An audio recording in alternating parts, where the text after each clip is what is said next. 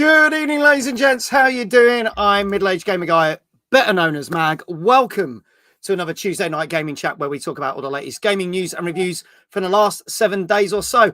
And I'm also going to say that is probably the last time that you see that intro video, because as of next week, dare I say it, it will be the Christmas one. Yes, it's come around that quickly. So we'll be playing the Christmas intro next week. Let's say hello to some wonderful people who are already here. Nice and early over on Twitch. Gozzo, good evening. How you doing? Also, Flame, hello. How you doing? Sticky Knievel, evening all. How you doing? Dave Johnson's like, shut up. No, he doesn't want to know about Christmas. That's why. So there you go. You see, it even backs it up. Christmas doesn't exist until next week. Also over on YouTube, Retro Shazar, hello. How you doing? Danka, one of our regulars, how you doing? Melissa, welcome on in. Lovely to see you. Welcome on in, everybody. So welcome. We've got another jam-packed show for you today and two wonderful guests for you. We're explaining everything that's coming up in the show. But obviously, I can't do this show without, my help. Basically, the guy that is the fountain of knowledge, the man that knows everything about gaming, the co-host who knows the most. Give it up for the one and only Mr. David Jones. Good evening, mate. How you doing? I'm all right. How are you? Oh, not too bad, thank you. Hope everyone in chat's doing well. Okay, yeah, hope we're doing all right. Ozone's in. Ozone's a brand new viewer from yesterday. Hello, Ozone. Great to see you. And yes, people are happy to see you here. Woo, Dave! Throws panties at Dave. Carefully dodges it. Yeah. I was going to say he's not quite Tom Jones, is he? Let's face it. No offense, Dave, but there you go. None taken, mate. And we don't know where those panties have been, so let's leave that one there. But he did say well dodged. So there you go. So what you been playing? What you been up to, my friend? Well, apart from just the usual work and doing some bits and pieces with the family, been playing a bit more Battlefield 6. Just trying out the new sabotage game mode in that one that's come out with the latest part of the season, which seems all right. Just a smaller 8v8 mode. You got to destroy some equipment. Seems all right, but I still prefer the bigger modes in the game, so I'm probably going to stick with those. Then I'm trying to get back into Expedition 33 because I kind of left it at the end of Act 1, so I've been playing a little bit of that. So problem is, having left it for a few month or couple of months, I think probably trying to get back into the whole parrying windows and everything like that. So I was kind of getting absolutely battered by enemies, so I've just dropped the difficulty down a bit just so I can try and slowly get back into the swing of it. I might knock it back up as I go along. I'll see, but still enjoying the rest of it, but it's just trying to get back into the swing of the combat. Really, is I forgot. I was with you. I jumped out of it and then I came back in and I forgot the jump mechanic. There's a thing where that and the symbol kept coming up. I was like, I can't remember what that means, and I kept getting it, and I was like, oh, that's jumped. So eventually it dawns back on you, doesn't it? Yeah, it slowly comes back. I did like Danker's joke because I said he's not Tom Jones, and he said, well, it's not unusual. Very nice. There you go. He's here all week, ladies and gentlemen. Hello, welcome on in. I have no idea how I pronounce that name, so my apologies, but hello, thank you for being here. I have also been playing, ironically, some Expedition 33 because again, congratulations to Samfall for the 7 wins at the Golden Joystick Awards last week. I know that they are it was good to see actually, because we had nice to see Dan from Kepler Interactive was on stage with them when they collected the final award, and obviously Dan's been on this show, so I was like, he's big grin on his face, and I was like, well done to them. And I did send him a message on Twitter saying, mate, you look well chuffed, and he says we are. So fingers crossed. They do great guns at the Game Awards as well. But congratulations to everyone else that won awards. I think they were greatly deserved, except the 2 for Rockstar. I'm going to say that just felt shoehorned in. And when they did win one of the awards, the audience didn't seem very best pleased with it. I think it was just bad timings with obviously the layoffs and stuff. But everyone else, very much well deserved. And I just wish Kingdom Come Deliverance 2 had won a few more awards. And I noticed Keeper was not mentioned at all, and it seemed to have been ignored from all awards recently. You often find there's some omissions here and there, don't you? Yeah. And unfortunately, we've seen like Kingdom Come, Expedition 33 launched the same year after it. Yes. And that kind of got a lot of the praise. You know, a lot of the focus got taken away from Yeah. Kingdom Come. It's just bad luck. Happens probably every year for everything. It's I always know. gets So some games get overlooked, and it's a shame. But no, there's some great games out there. Again, we'll do our top 15 games of the year in a couple of weeks on our Christmas special.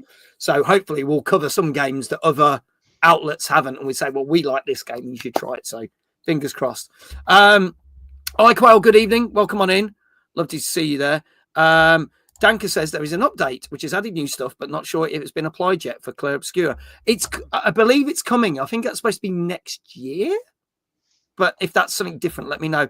Dave Johnson says, what the hell am I doing with my life? Because he's now on a 20 stream streak on Twitch. He's watched 20 streams. God help you, man. But thank you for that. You get an extra 450 bonus mojo bites, also known as channel points. So there you go. iQuell says to Dave, your message was blocked as hostile. Didn't know that was a thing. Aren't all messages hostile? These two have got this thing going on every week, them two, just at it. Mods and management, just bicker. I ain't got time for that. Anyway, so as well as playing some Expedition 33, I did 100% the Indiana Jones DLC, because you said you started playing that the other week. And yeah, I was like, I finished it, but never got the 100%. So I literally spent an hour just going around collecting all little bits. Did that. Oh, see, I can never be bothered with that. Those little collectibles. It's sad. I did it with the main game, so I thought, why not? So, because otherwise it'll bug me that I didn't do it with the DLC. And I finished something else. Oh, I know what I finished. Another great game, which again got nominated, but hasn't won anything as yet.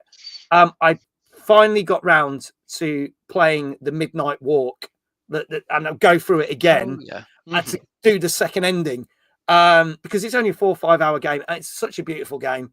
I did find out that I could have just reloaded my save and done the ending again, but I love that game so much that I wanted to play through it again. So, good excuse. I'd completely forgotten about that game actually. So you mentioned. So that's another one that's it's not been forgotten about, but it's up for nomination. So fingers crossed it gets something. But yeah, I really enjoyed the Midnight Walk. So very, very, very, very well done. Anyway, that's enough of that. And while the chat on Twitch are bickering, see, Danka said might as well play it. Well, that's what I thought. It's such a good game. Might as well. So there you go. I mean, I think that might be the only second game that I've played through twice this year, because I've still got a backlog here, literally. But there you go. We've united against you, Mag. I'm not surprised. It was bound to happen. But there you go. Send your lawyers over. We'll get the paperwork sorted. Any payoffs won't be paid off by me or Dave.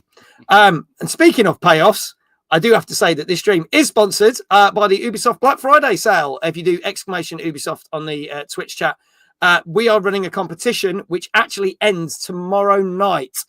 So you can get up to 90% off on all deals on all Ubisoft games. And that is not just for PC, it's for Switch 2, Switch, PS5 and Xbox Series X and S. And if you use my code MiddleAgeGam, that helps. Couldn't get middle-aged game, but it wouldn't fit. It was too long.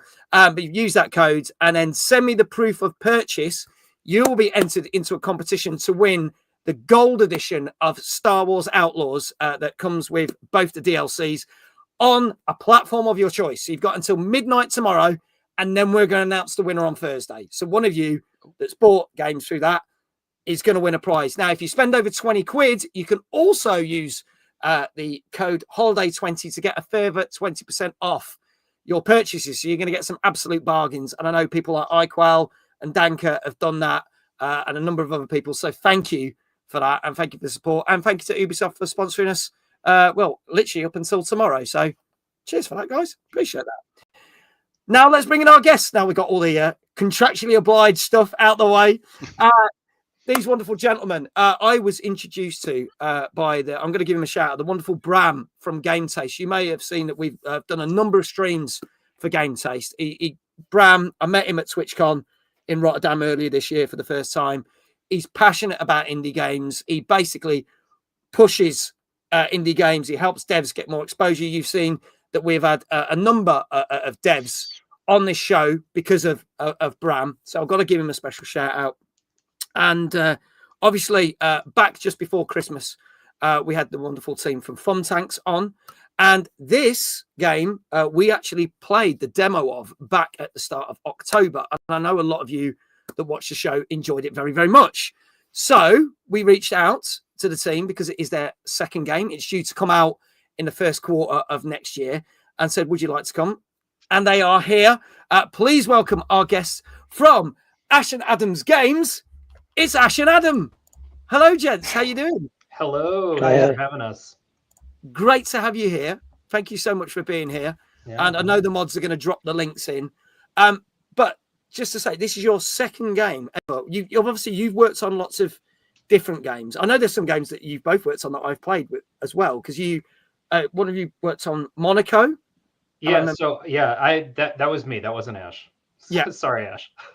Sorry. Oh, full credit take there. Are you taking? Yeah. No, I've been doing games professionally since 2004. And most of that time has been spent in the indie space. So Monaco's probably the biggest one in terms of numbers, but there's a lot of really good stuff back there. So how kind of obviously you've been working since 2004. Ash, give us an idea of how long you've been working in the games industry.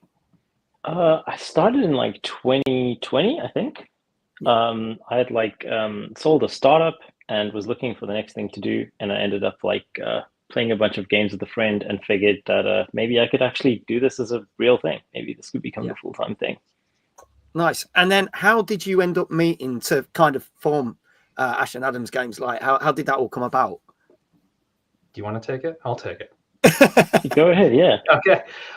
We both worked on, another mutual friend was doing a game. He contracted both of us. I was the art director. Ash was the code lead. That was the first time we met. And that was a really fun game to make. That was a Desktop Dungeons rewind. But it was a little crunchy, a little sloggy at times.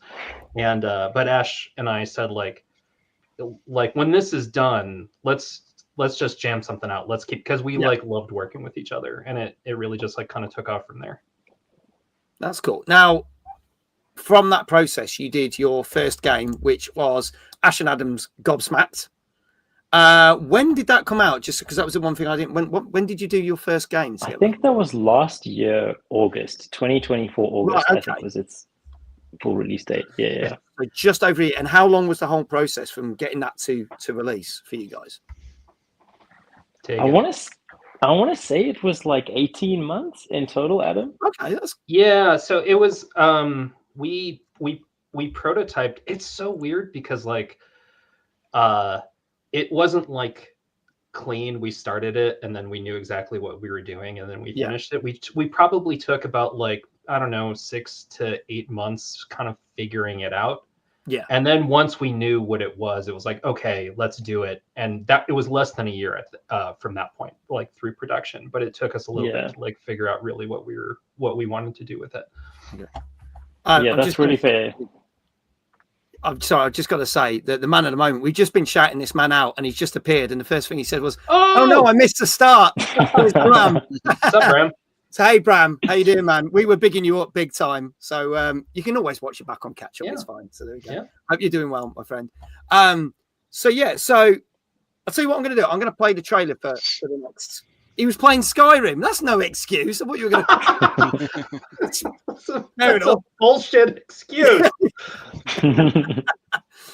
What's the go-to excuse? You brought out your first game August last year, and then obviously it's almost like another 18-month process, and almost because your next game. Some of the people in the chat will have seen because I played this at the start of October as part of a thing that we did for Game Taste and Bram, showcasing lots of demos off for Steam Next Fest.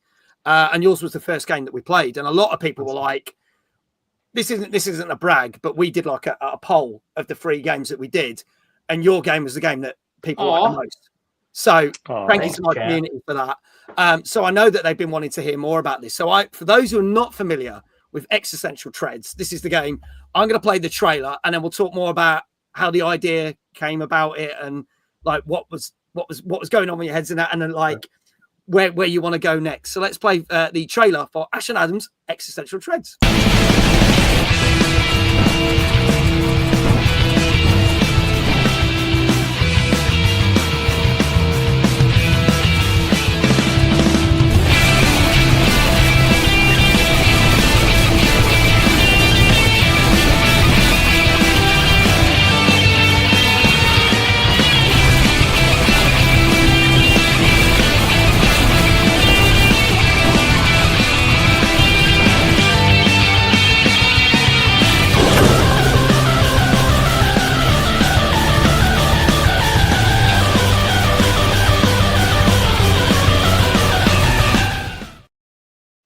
you go. So we'll just correct the trailer, because if you go on the Steam store page, and I know, thank you to the mods, they're putting all the links in the YouTube and the Twitch chat. So there's a link to Adam and Ash's website, plus it will take you to the Steam store page.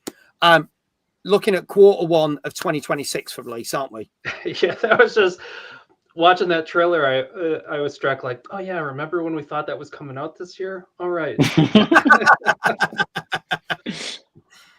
I think that's the thing, because when we covered it, we knew, we were already told, Bram had already said to us, this is a Q1 of 2026. So we were stating, like, if you want to wish list it, it's going to be out in the first quarter.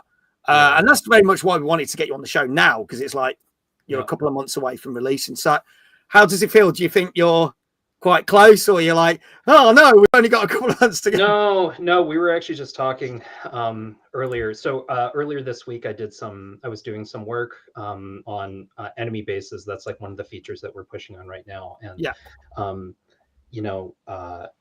I finished up it seemed like a big task when I started it, and then I did it in like an afternoon. I was like, oh, wow, that went really, really fast.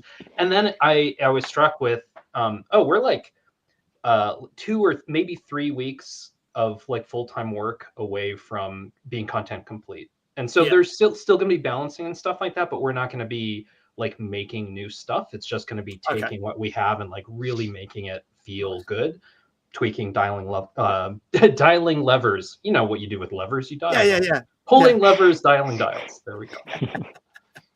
Hang on, how do I? It doesn't quite. That's a game in itself. That could be the third game, like dialing levers. There you go. It could be. There you go. I'm gonna say Ozone says this looks fantastic. I'm gonna say we will keep dropping. We will keep dropping the link to Steam page, because not only can you wishlist, there is a demo. Because literally that was the demo that I was playing. It contains first three levels, if I've got that correct. So, sorry, I've played a lot of games since the start of What's so I'm trying to remember every single play. Nice memory. Yeah, whew, got away with that one. But yeah, 3 levels that you can play, and then kind of give me an idea. So obviously there's a tower defense element to it, but there's obviously a shooter, and also it's a builder, but also a demolisher game in that respect. So there's a lot going on. So kind of what you kind of went, mate, go, right, instead of just doing it, because let's face it, a lot of tower defense games get churned out 10 a penny, right? Sure. Yeah. So what was it that went, right, we want a tower defense game, but we want to completely change it and flip it on its head. So how did that all come about? Adam had a lot of the initial spark for this idea. I think he had this idea for like a kind of cleaning game where you were cleaning up the trash world, and you were like collecting all of this trash. And our first prototypes were very much that. You were kind of like driving your little vehicle around and you were collecting trash. And we had the idea that you'd build a little settlement with the trash and kind of like restore the world. But I think as we worked on it, it kind of got a little more goofy, and we went from like the collector to like more of a tank, and we made it more actiony, and we were just enjoying the kind of like retro vibes as we amped it up. And so we kept going. And I think we both enjoy tower defense games, and then it just seemed like a perfect fit for the way this prototype was going. Yeah, it's sometimes when you're working on something, especially early on, and we definitely did this with our first game. Gobsmacked is like a first person like movement shooter basically, but it almost started. One of the elevator pitches we said to each other were Quake meets Tony Hawk. Okay. And we sort of didn't end up capturing as much of the Tony Hawk stuff as we initially wanted to, but it was still like a really helpful conversation to have and like space to explore.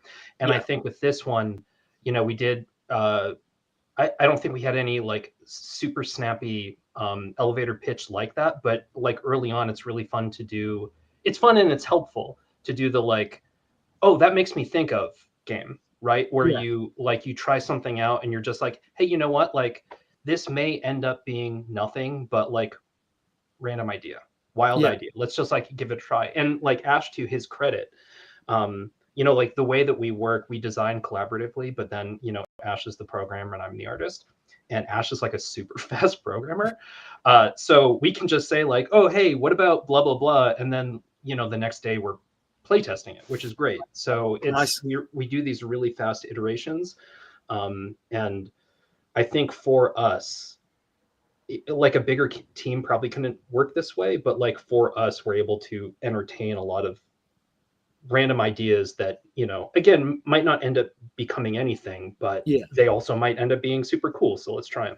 Yeah. Okay. So my final question before we crack on with the show is, what's next then? So let's say this comes out between January and March 2026. Yeah. Are you straight into third game, or is there going to be a bit of breathing room, or what or is there a third game already planted and ready to go? There's like potentially 5. Oh wow! Okay. Yeah, we're like Nice. we're talking.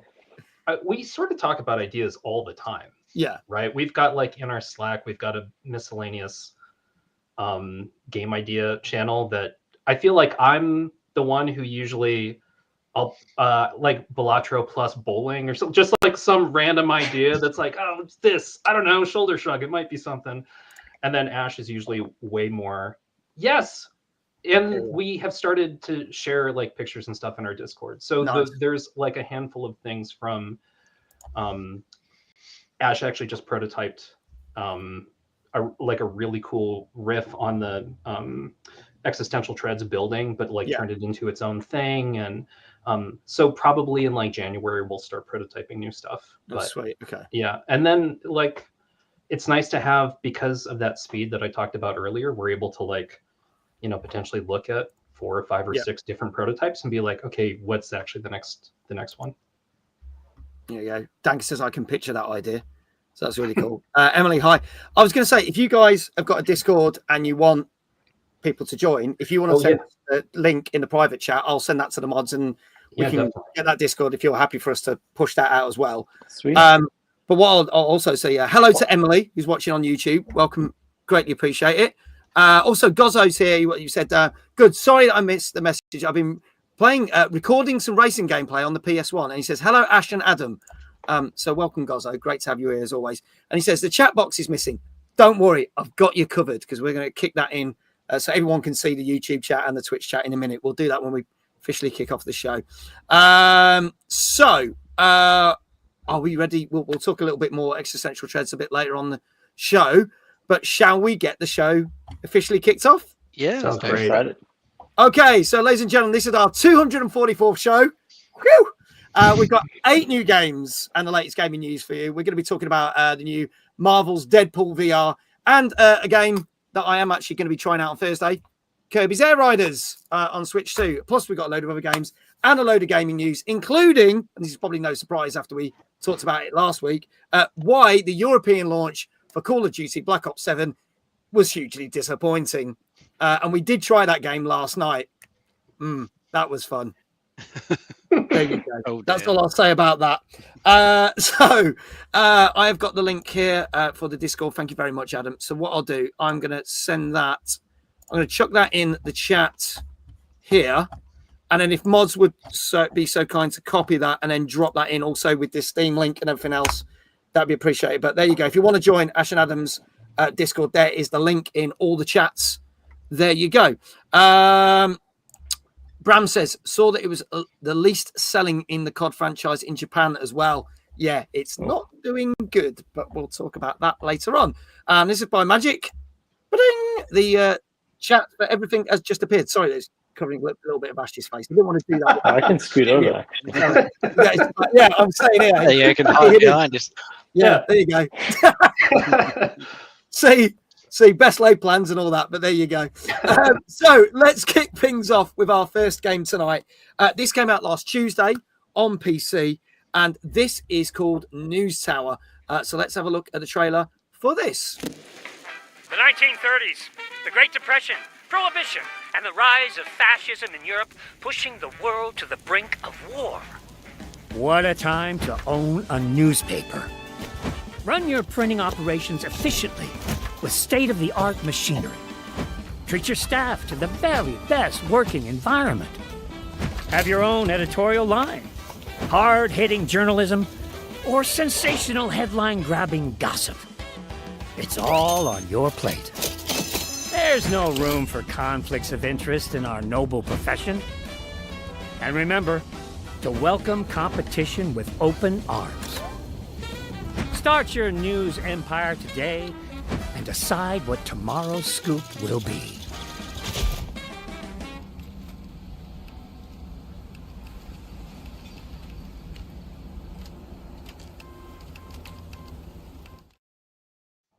There you go. So that was News Tower. Do you know what? I am going to turn the chat off. If it really bothers people, let me know. But we'll turn the chat. We'll bring the chat up on screen anyway. Also, we have pinned Ash and Adam's links in the Twitch chat. So if anyone misses any of the links, everything's there, including the Discord now. So you can click on those links and go follow.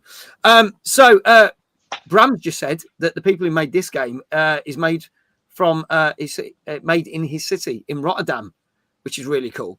That's Dave, interesting because it has like this really American flavor, but doesn't it? It's got that thing because it's that prohibition vibe kind of thing, that kind of thing going on, that sort of era. But Dave, tell us more about this then. Yeah, certainly. So yeah, it's a your sort of classic management sim. You've come into ownership of a struggling media empire, and which you've got to try and build back up. So during the Great Depression of the 30s, so everything is a little bit on the shit side. So you've got to get the right staff in, get the right equipment for them, try and get the newspaper business going. So you can then hire better people and more stuff and just slowly expand it. Looks pretty decent from what I could see in the trailer. I like the graphical style they've gone for. Looks really quite cool. I like the sort of idea that you can either go for like the really attention grabbing headlines or go a bit more in depth with the reporting.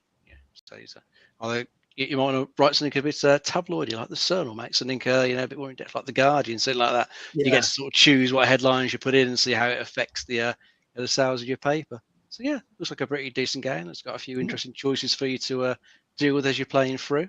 I think it looks like a cool little management game. Yeah, I like the look of this. I don't play a lot of management games, but there's ones that do grab me, and we had the movie one that we talked about last year that I played and stuff. I like the look of this. I do like that whole aesthetic as well, that whole prohibition era thing. I've always kind of enjoyed that. Yeah, somewhat just grab you, don't they? It grabs me with that style.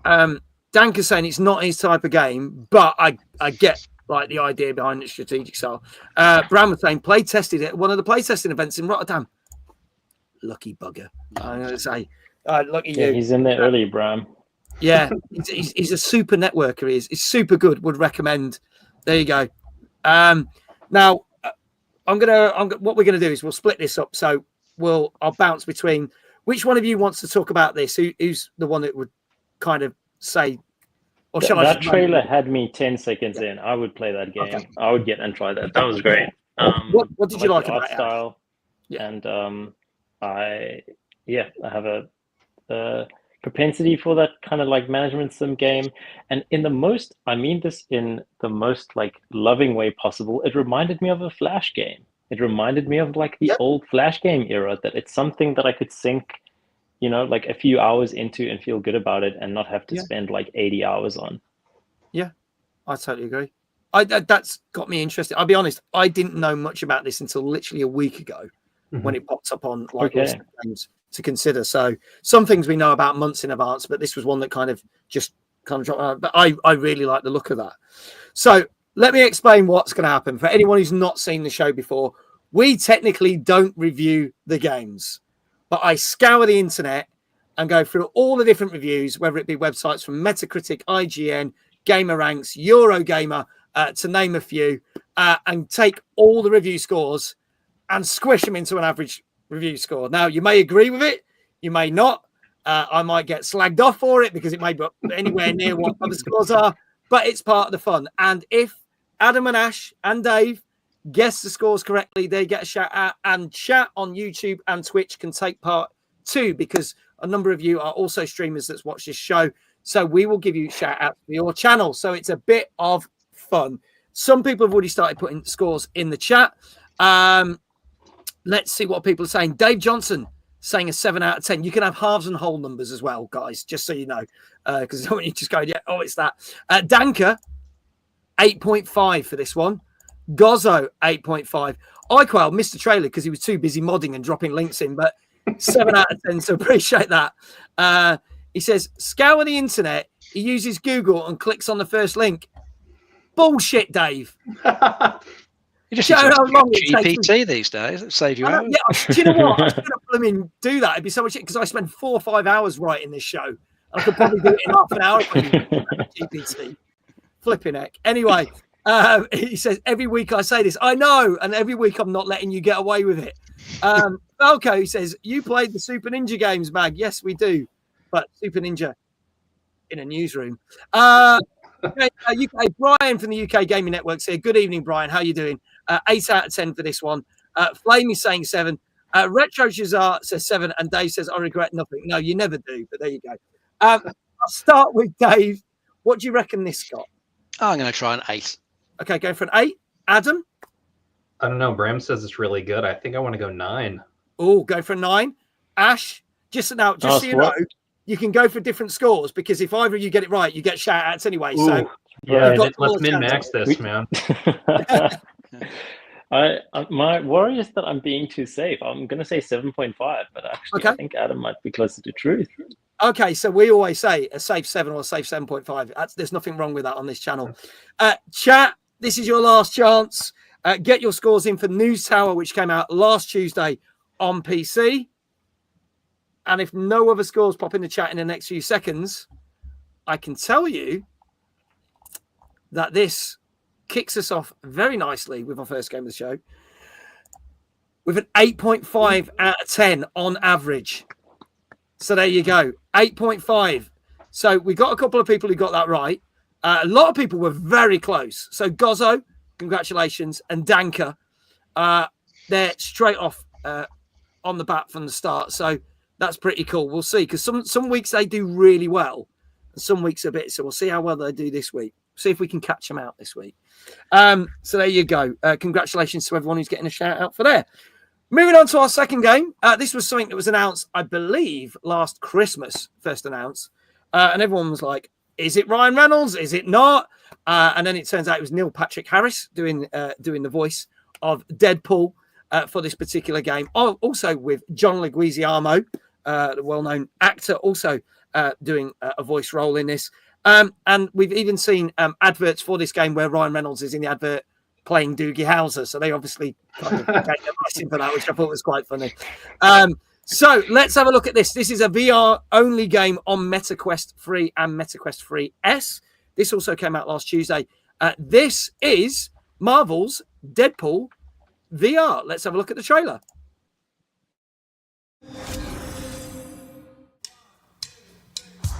My massive, galaxy-spanning streaming network is expanding. Nice imagery. To score eyeballs, I need talent. Now that is efficient exposition. The biggest, baddest bastards recruited across time and space. They require persuasion. Look who it is. Spyro Gyro, a deluxe portal for 2, if you please. Adoring fans will be watching your every move. Fighting on a reality show to the cheers of trillions. Minimum effort. I have little tolerance for low ratings. OMG.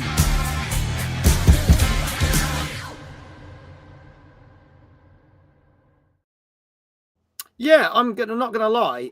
He does do a good Ryan Reynolds impression, but there's sometimes when you can tell it is Neil Patrick Harris when I've seen other footage, so it kind of slips in and out. But no, generally pretty good.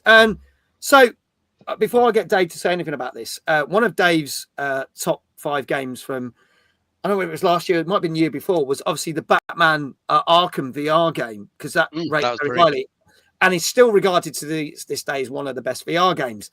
So the question is, because most VR games do fall short of what people are expecting, can this match the Batman game? So let's see. But before we do that, Dave, tell us a little bit more about this one. Yeah, well, this is Deadpool has got pulled into a reality show. The one villain Mojo is in an interdimensional reality show. Pulled Deadpool into this and forces him to take part in various like episodes where he's going to go and capture other villains from his universe, like Lady Deathstrike and Mephisto. So you're going to be going to like different environments themed around these villains, and you've got to fight your way through waves and ways of enemies to get to them and capture them. And it looks like it's sort of retaining the usual Deadpool humor, lots of fourth wall breaking where he's talking to you or taking the bits out of the game, the devs, various other bits and pieces. Looks really cool from what I've seen.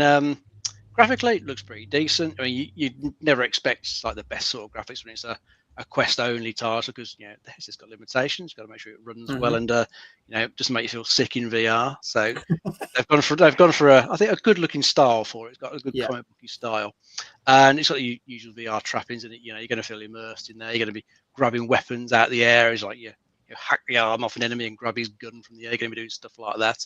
So it looks pretty good. So I'm definitely interested in playing this at some point, because after playing Batman, I think last year or the year before. Yeah, I think I've been waiting for another sort of high end, if you like, VR game to play. Because whilst you get a lot of VR games, it's rare you get a lot of really good licensed ones that come out. So it's nice to see that some are appearing. So this does look cool. And as you say, Neil Patrick Harris does a good job. I'm sure he's a bit more budget friendly than Ra went that way. But it looks like he's done a good job, and there's lots of other good voice artists in there as well. So definitely interested in playing this one. Okay, I'll go over to Adam. Are you a Deadpool fan? Would you want to get your hands on this? Honestly, this, I can look at this and be like, oh, this is like a really cool example of the craft, right? It definitely, the art I really, really liked. It looked like art, honestly, that I would make. But this is just I'm outside the demographic on this one, honestly. Okay, that's fair. That is absolutely fair. Folks, start getting scores in, because we want to know what you're saying. Now, I have heard from the reviews that if you are interested in getting this, it's better to play it on the MetaQuest 3 than the MetaQuest 3S. It does struggle a little bit on the S, but MetaQuest 3 is where it's at if you do want to try this. Okay, let's see what people are saying scores-wise. So chat, get your scores in now. Dank is saying an 8 out of 10. Dave Johnson saying a 7 out of 10. Brian from the UK Gaming Network, 7.5. Flame saying a 7.5. Gozzo saying an 8 out of 10. So let's start with Adam this time, and I'll work my way around. I'd think maybe 7.5. That feels right to me. Okay, 7.5 from Adam. Ash? I'm going to say 7. Okay, going for a 7. Okay, so we're at 7.5. 7. Dave, what say you? I'll go for an 8. Go for an 8. Okay, so we literally covered all bases. Okay. Yep. All right. Who else we got here? Falco saying a 7.5 as well. Retro Shazar saying an 8. iQuail saying an 8. Folks, last chance. Get your scores in. This is Marvel's Deadpool VR, which came out last Tuesday on MetaQuest 3 and MetaQuest 3S. And if there are no more scores. Quick question for Dave. Do you know if this is the same studio that made the Batman game that you really liked? I don't. I think it's a different studio. I'd have to check. Okay. Yeah. Okay. Chat, can you look that up for us, please? We'll do that. We sometimes don't know when the chat find out for us. So yeah, chat verified that the Batman game came out last year as well. But I couldn't remember that being in your top 5, but it was in your top 5. So terrible. I knew it was in the top 5. I thought that was 2 years ago, though. We do too many of these shows. Mate, I'll lose track. I know. Yeah. So much time, so many games. Okay, folks, I can tell you that this, again, quite a few people got this right. This did very well. And that didn't work. And I don't know why. I pressed the button. Has it appeared? Yeah, it did for me. Oh, it's not working on my screen. So it still says. Oh, yeah, it's there. There you go. Technology is wonderful, but it's an 8 out of 10, folks. 8 out of 10 for this one. There you go. So Gozzo, well done. Second one right, 2 for 2. iQuail, well done. You got that right. And let's actually just scroll back up, because a few other people got it right. Retro Shazar on YouTube, well done. You got it right as well. Danker over on YouTube, you got it right. So 4 people there got that right. So congratulations. And obviously, Dave got it right. Now the 8's appeared. Oh, my thing's better late than never. Yeah, there you go. But I got the score never, out of everybody else. Great. There you go. Technology. Now, obviously, Dave got it right, but Dave is not a streamer or a YouTuber or a game dev or anything, so we have to give him a shout in a different way. You can do ! Dave in the Twitch chat to give him a shout out, but this is going to impress you guys because this is how technology works. No expense spared on this bit. Dave, how would you like your shout out for your first game? I think we've got to show them the spinning on the chair first. Spinning on the chair. Okay. It's a sight to behold. This is the highlight of the show. Once we've done this, it's peaked and it's all down here from now. Okay, guys. Leading downhill. Here we go. Dave!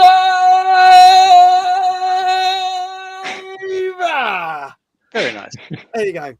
So I apologize to all the viewers now because everything's just going to be pretty. Yeah, we still had hour and 15 too. This is like. No. Yeah, we'll just drag the rest of it. Can you leave getting them right until the end, please? Exactly. I guess I'll won for the next game. Okay. We'll have more game reviews and more chances to win shout-outs. Probably more spins on the chair for Dave a little bit later on. But let's talk about some gaming news. And Danka's just posted. Thank you, Danka. 2 different studios. Twisted Pixel did Deadpool and Camouflage did Batman. Thank you. There you go. Dave Johnson says, I'm now going to DM Dave all the right answers just to annoy me.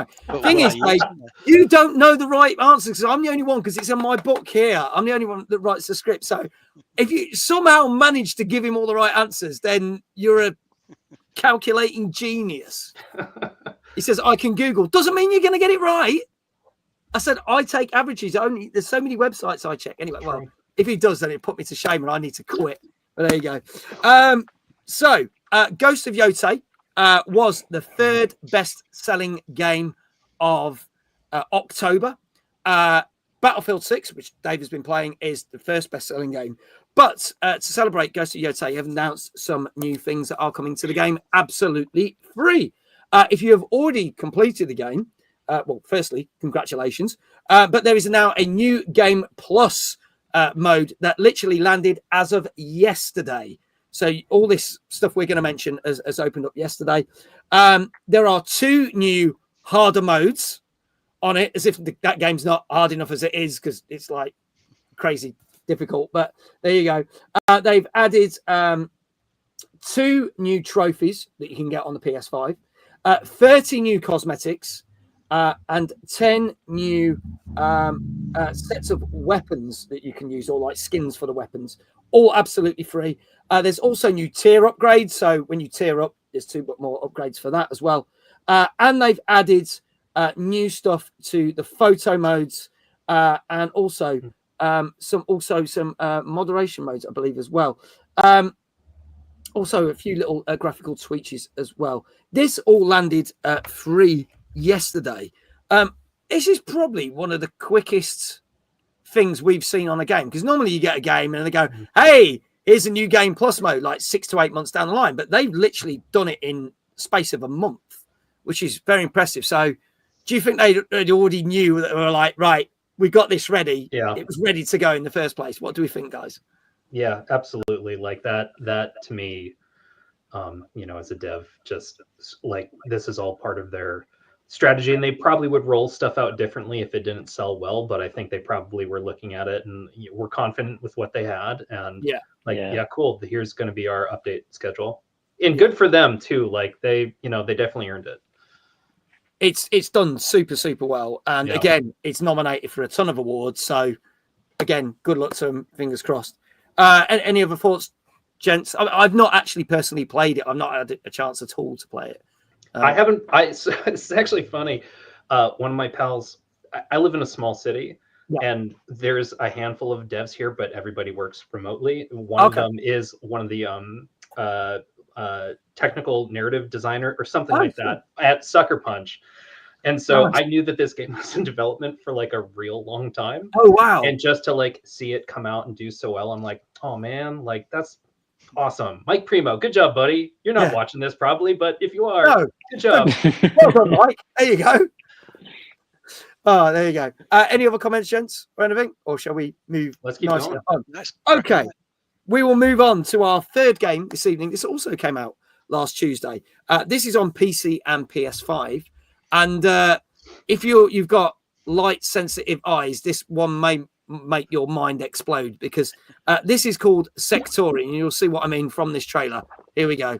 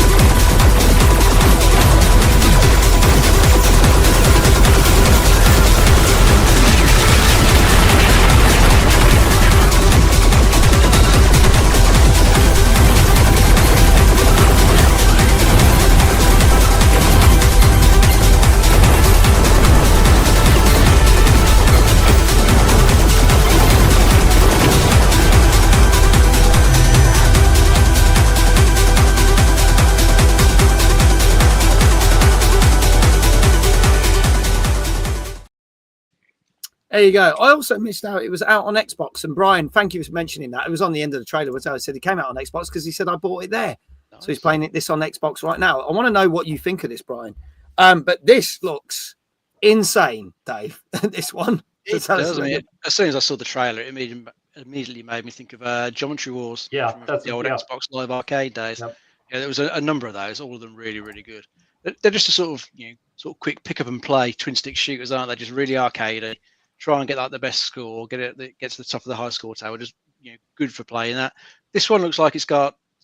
I don't think it's not really a roguelike, but it looked like it had a choice where you could pick between like 3 options. So there must be some action you do to get that during its little campaign. It must be like additional power up. So you can see there was that there. Otherwise, it just very much looks like a Geometry Wars to me. Just pick up the pad, start shooting away. The arenas will change as you play it. I think it's all like procedurally generated, so it plays a bit different each time. It looks very, very cool. Good music as well. I think it's the sort of music. Turn the lights off, get some good headphones on, just get absorbed in it for hours probably. Mm-hmm. Yeah, a number of people in the chat like the look of this. Dave Johnson said, "I'd say it looked boring, but the fancy colours made me blind." Who said that? I thought Geometry Wars was like a hallucinogenic trip, and this is just like next level. Oh my goodness! Yeah. I had to watch the trailer twice just to figure out what was going on. I was just like, "Whoa, this is going mad." And I do apologize if the trailer didn't come out as good because we were only sent a 720p trailer, so I can only do what I'm given with. What was it actually called? This is called Sectori iQuail. That's what that's called. Well, Ash, I'll let you. What were your thoughts on this one? I'll go to you for this one. I'm slightly biased because I heard about this yesterday. A friend texted me about it, and he's a Finnish developer. I live in Finland, and the developer of this game is a Finnish developer. So Nice. he texted me to say, like, play my friend's game. It just came out. So I'm a little bit biased, but it looks super cool. Like, I mean, I would try this. It looks great. I think this is a great game, as Dave has said. Like, you just pick up and play and have a go. Because so many games these days, you're going to play this 70-hour campaign. So we don't get as many games that you can go, jump on, have a play, get through a level, and then jump back on it next day or a week later or whatever and just carry on. I like stuff like that. So let's see. Let's see what people are saying scores-wise. So Danka, 9.5 out of 10, he reckons, for this one. 9.5, that's a high score. Brian says anything less than a 9 would be scandalous. So obviously Brian's very much enjoying this game. He said he's got this on Xbox. Gozzo saying a 9.5. Chat, get your scores in. I'll start with Ash this time. What do you reckon this got? I'm going big. I'm going with the 9.5 on this one. Okay, going with a 9.5. Okay. Brian says this game is rock hard, but it's so addictive. Retro Jazar saying an 8. Flame saying an 8. Dave, what do you reckon? I'm going to try a 9. Okay, going for a 9. Adam? I'll do 8.5. Okay, 8.5. Want to get that coverage again? Yeah. Good. I like this. There's a system. I like it. Okay, Dave Johnson also saying a 9.5 as well, and I think Oakwell saying an 8.5 there. So, any more guesses? Let us know. This came out last Tuesday on PC, PS5, and Xbox Series X and S. Wasn't on my notes. My apologies. And this is Sectori. And if there are no more guesses, I can tell you. Let's see if my thing works. This actually shows me.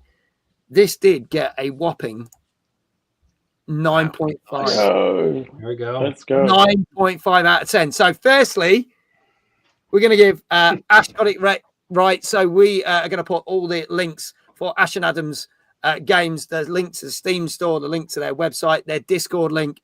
Go wishlist Existential Treads right now. Go download that demo. There it is. If you can pin it up in the Twitch chat again, I think you accidentally only did it for 20 minutes. If you can permanently put it up there, I'd greatly appreciate it. That way, more people can click it. So thank you so much. Carpet. Nice. Yeah, 9 point. Yeah, we're gonna look after you guys. Come on, you take the time to do it. There you go. He says the Discord link's disappeared. Hang on then. Dave, let me do that, and it's there in the Switch chat for you guys. Also, Dave Johnson, congratulations, you got it right. Well done. And Gozzo is now free for free, and Danka is free for free. So they are doing pretty well. They're doing pretty well. So they had a couple of weeks where they're a bit. This might be the week where they're back on form. There you go. Thank you, Dave, for doing that and starting out there. Let's move on to our fourth game. This is a game that I'm going to cover in depth on Thursday. So if you want to tune in, I'll be on TikTok and Twitch at 8:30. Kirby Air Riders came out last week. I got sent this last week. They sent me a lovely little sticker sheet, which I'll show on the stream. Don't want to do it because it's buried under a load of files. But they sent me a load of stickers. Nintendo sometimes send things with these games. So everyone was a bit confused because they launched the Switch 2 with Mario Kart World, and then they immediately announced another kart racer, and everyone's like, why would you want to play this? But it's more than a kart racer. And possibly this trailer might show you why. And if not, then Dave will fill us in. But, ladies and gentlemen, this came out on Switch 2 last Thursday. This is Kirby Air Riders.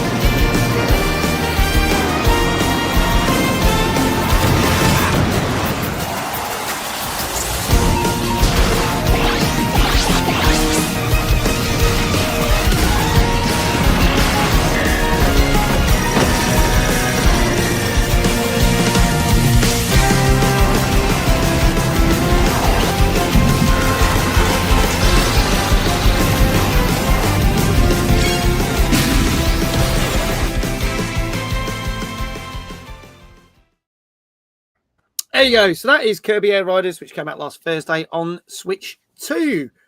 And it is more just than a kart racer, isn't it, Dave? There's quite a few things on this one. Yeah, for a couple of the reviews I watched, the reviews are more describing it as a bit more like a party game in like structure compared to like, a standard kart race like Mario Kart. You probably be better off thinking of it more like Mario Party, because whilst it's got like, racing modes to it, it's got like various other modes. It's like one where it's like slightly top down view. You race around the track, but the fact that some of these like little races you do can be over in a matter of seconds makes it feel more like a quick party game, like the Mario Party or like WarioWare. Because it's made by I think it's Sakurai, who makes the Smash Brothers games. It's got some of the Smash Brothers energy to it as well. Yeah. So it's got quite a bit more to it than just a basic kart racer. But it also, because it's a bit more party game, it sounds like it is a better game, playing with friends, especially if you can get like a group round to play it locally on the couch. Sounds like you can have a really good time playing it there. It's quite interesting as well to sort of hear that it auto accelerates for you. You've only really got to use like a single button, which is for both brake and boost. So you just got to sort of get used to tapping this button to try and slow down for these corners, and then let the boost go, just accelerate you back out of it, so you put speed again. That's kind of like the sort of tactic for the race. So that definitely sounds interesting. I mean, I never played the original, which I think was a GameCube title back in 2003, but that was apparently a bit of a cult sort of classic. So they decided to bring this back for the Switch 2. So it looks interesting. Don't know if it's one I'll ever get round to playing. But I say it looks like an interesting game. Hopefully the people who enjoy the original will pick this up and enjoy this one as well. I'll let everyone know what I think of it when we try it out on Thursday. And Dave, if you ever want to borrow it, let me know. Try it out. Dave Johnson says, "What about if you don't have friends and only have enemies like me?" I guess you can still play it. It does support solo play, but you just I'll go with Adam on this one. Have you ever played any of the racing games? No, so I didn't know that Kirby had previous racing games. When I heard about this, I thought like, oh, I wonder if this started as a like an F-Zero title, and then they realized this is actually not going to be a good F-Zero title, but we can slap a different franchise and start building it for that, because it definitely. But if Kirby already had racing titles and I just didn't know, like, like regardless, Nintendo is just, especially within the last, like, say, I don't know, 5-10 years for the whole lifespan of the Switch anyway. Like you download, you play one of their first party titles, you know what you're getting, right? Like it's going to be like up to here. It's going to be fun. It's not going to take itself too seriously, and this definitely looks like it's right in line with that. So it's not it's probably not one that I pick up just for myself, but I can definitely imagine, at a younger point in my life, being in college or something like that. Like, I mean, I think about like how Smash, and Kart both, dominated whole nights, when I was younger and we were all just like around. This feels like one of those things. Yeah. I think this is the thing, because I was not interested in this game at first. And it's interesting because Danker said the original Air Ride came out on the GameCube. But he did state that obviously they've given more Nintendo Directs than any other game towards this game. So they did I think they did an initial announcement. Then there was like a 1 hour thing. It was like, why are you doing a 1 hour thing? Because it shows you how in depth it is. So they've given over 2 hours of directs time before launch, because there's 4 different modes, and it's very, very, very, all very different. So I think there's a lot more to it. So now I've obviously spent today watching the reviews and reading the reviews. I'm like, I am so more invested in this now than I was for like the last 6 months, which is interesting. So we'll have to see how it plays and whether it works well single player or is a game that you need friends for. So we'll put it through its paces. Ryan, good evening. Welcome on in. He says, what up, friends? Good to see you, Ryan. Great to see you. Our Fortnite champion as well. I hope you're doing well, buddy.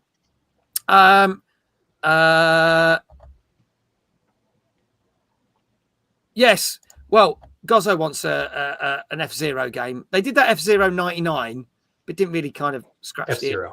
No, we got a proper new one. I would love a new F-Zero. Yeah. I'm surprised they haven't done that. F-Zero 99 was all right, but I mean, they in interviews they say we don't kick off a new game unless we know the new thing we're going to do with the franchise, and evidently they just don't have new ideas for F-Zero. And I mean, I'm just make a new one, man. Like, the last one was on Cube, like you just make a new. There's a whole generation that doesn't know F-Zero. Just make one. Yeah, I think people would play it, even if they just ramped up the graphics. It's still the same. Good gameplay. That's all you need for that. I mean, I suppose it's like, unless it reaches, like for a company of that scale, unless it reaches certain heights, it's not worth doing, right? Yeah. Like it would, a miserable failure for Nintendo would be life changing for me and Ash, but like they're more than 2 people, so yeah. That's fair. That's fair.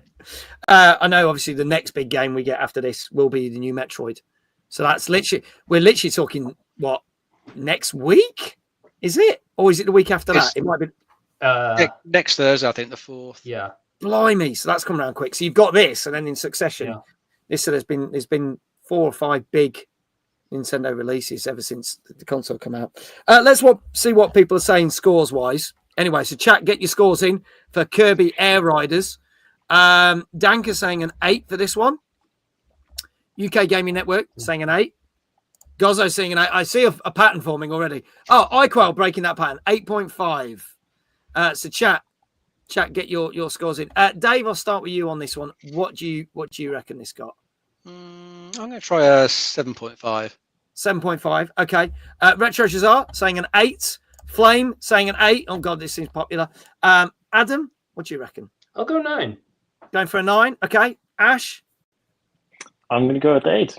I think I'm trusting the audience on this one, actually. Okay. I'm like averaging out their answers. All right. Okay. Well, let's see if you make this 2 for 2 then.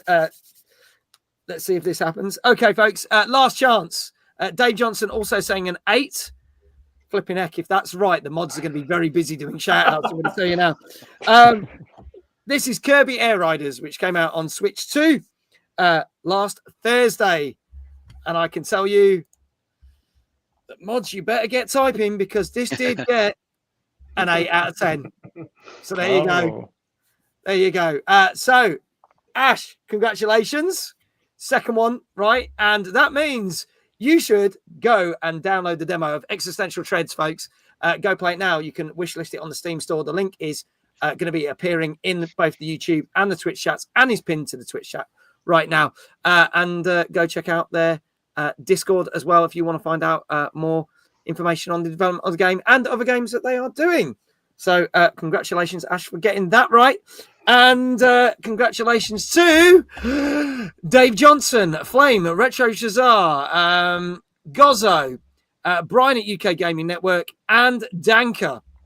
Thank you to all those who got it right. There are the links going out now. So there you go. Let's move on to some more gaming news. And obviously something that we briefly mentioned at the end of last week's show, because it was kind of just announced as we were doing last week's show, is the Steam Machine, the brand new PC/console kind of hybrid thing that Steam are bringing out. Obviously, it was announced, and obviously we mentioned that Phil Spencer was like, "Oh, well, Microsoft give it our blessing," and blah blah blah. Well, it's interesting because he might not say that anymore, because they've quite rightly basically said we are not competing in the gaming market. So, for those who don't know what Steam Machine is, it's basically a scaled down version of a computer that will play Steam games on. But it basically eradicates the whole desktop thing of it. So you can play it and you can get controllers with it and everything else, and VR and gamepads and everything that come with it. But they are clearly not going for the console market, because they have stated that don't expect this to be cheap. So it was put to a test group, and there was people that went out and tried it out and have said very good things about it. But when they put the question about, oh, so where's, this is your version of a console, and they were like, no, this isn't our version of a console. And they're like, well, what's it going to come at? Like, is it going to be around about the $500 mark, like the Xbox Series X or the PlayStation 5 launched that? And they're like, no. I was like, right, okay. And they're like, so what's it coming out at? And they were like, and he said there was like a deadly silence in the room, apparently, and no one kind of mentioned it. So, like, people have been predicting how much this machine's going to cost. Now, seeing as that we've had price hikes on Xbox Series X and PS5, and, it's costing you around somewhere even up to $650 to get one of them over in the States now for a PS5, people are estimating $700 to $800 possibly will be the launch price for this. Bearing in mind that we also got the Rogue Ally X, which is the handheld Xbox console / thing, which was coming out at nearly $1,000, or sort of roughly between £800 and £900 over here. So my question to everyone is, I think this looks fantastic, but I wouldn't use it because I've got a gaming PC to play Steam games on. But if anyone who hasn't got a Steam Deck, this is possibly the next best thing. But what do we think this is going to be priced at? From the way they've been talking recently, you got to think it's going to be somewhere around the maybe $600-700 mark. I mean, they've said they're not going to subsidise it, even though I'm sure they could, because they make 30% of every game on Steam. But they said they're not going to subsidise it, and they've said to expect to market more around that sort of PC sort of scale for if you look at the different components. And I think PC components are getting quite expensive, especially RAM at the moment. I think the RAM's been sucked up for like AI data centers and things like that. So a lot of PC components getting expensive. Plus, you got all those tariffs. So it feels like this is going to creep up. I mean, I'd love for it to be around the $400-500 mark, because that would be a great little competitor against the consoles. But it sounds more like that's like 600 or more. I hope not too expensive. If it was like 800 or more, then I think that'll probably put a lot of people off. It looks like it'd be a great device to have in like your lounge, get your big TV to play PC games on. Because trying to do it on a Windows PC, it's always been a shit experience. If you always have a keyboard and mouse near you for something that Windows does, that you just can't control with a gamepad. But if it's too expensive, it probably will put a lot of people off, because a lot of people got put off at the price for the was it the PS5 Pro when they announced that for like $699. I think plenty of people were like, what the fuck? That's a bit So if this comes out more than that, I think you're going to get a similar reaction. I think the other thing that's interesting is they put out a statement saying this is technically not a super powerful machine. So it's not going to be like your high-end gaming PCs. I think it was something around 7,600 CPU and 7,600 GPU. I think it's meant to be around sort of PS5-ish specs. From what well, that's still pretty powerful. so The way it's- they stated It's good for a pre-built PC that you can just plug into your living room TV and just immediately play games on. Yeah. SteamOS is great. It's got a nice console-like interface. Yeah. But if it gets too expensive, it will undoubtedly put some Mm. people off because people have got other stuff they've got to pay for. Yeah. Drop Do too you- much on these things. Do you think that the more, because I agree with you, Dave, that I think they're going to price it more expensively. Do you think that the cheaper Steam games end up offsetting this? Because when you have a console, you're kind of locked into how much games cost, right? Each subsequent game that you buy for your console. But there's tons of like $5, $10 games on Steam that now that you have a slightly more expensive console, in the long run, you're getting like way more games potentially. Yeah. I mean, you've got more options with it because it is just Linux and behind it. It's a full-blown Linux desktop. It'll work exactly like the Steam Deck, so you can install other stores on there. There are ways to do it. You can fiddle around at your heart's content. So you're not just stuck to Steam. You can play stuff off Epic and good old games if you got stuff there. It's just Valve Store is the front end for it. Yeah, as you say, the games usually pretty good prices. Black Friday's going on at the moment. Lots of discounts there. Plenty of key stores, so you can get even better deals if you go there. So that might tempt people. But as I say, it just depends what they announce it for. I hope they don't go too high, as I say. It does make me wonder who Valve is obviously making this with like a target audience in mind, and I am curious as to, because it does, I don't know. I mean, I don't have data in front of me, but it does seem like the people that would potentially buy this are already have gear. Right. So I really am wondering like who and who they're making it for and like what volume they expect to like move. Because like when I think about it in a void, I'm like, oh, yeah, cool. This seems like a cool device. Like Valve has effectively infinite money, so they don't need to like rush it out. I assume they're going to like release it when it's actually like good. And if there's something wrong with it, they're going to be able to fix it. But like, it's still, I'm like, I don't know. I have trouble figuring out who this actually is for.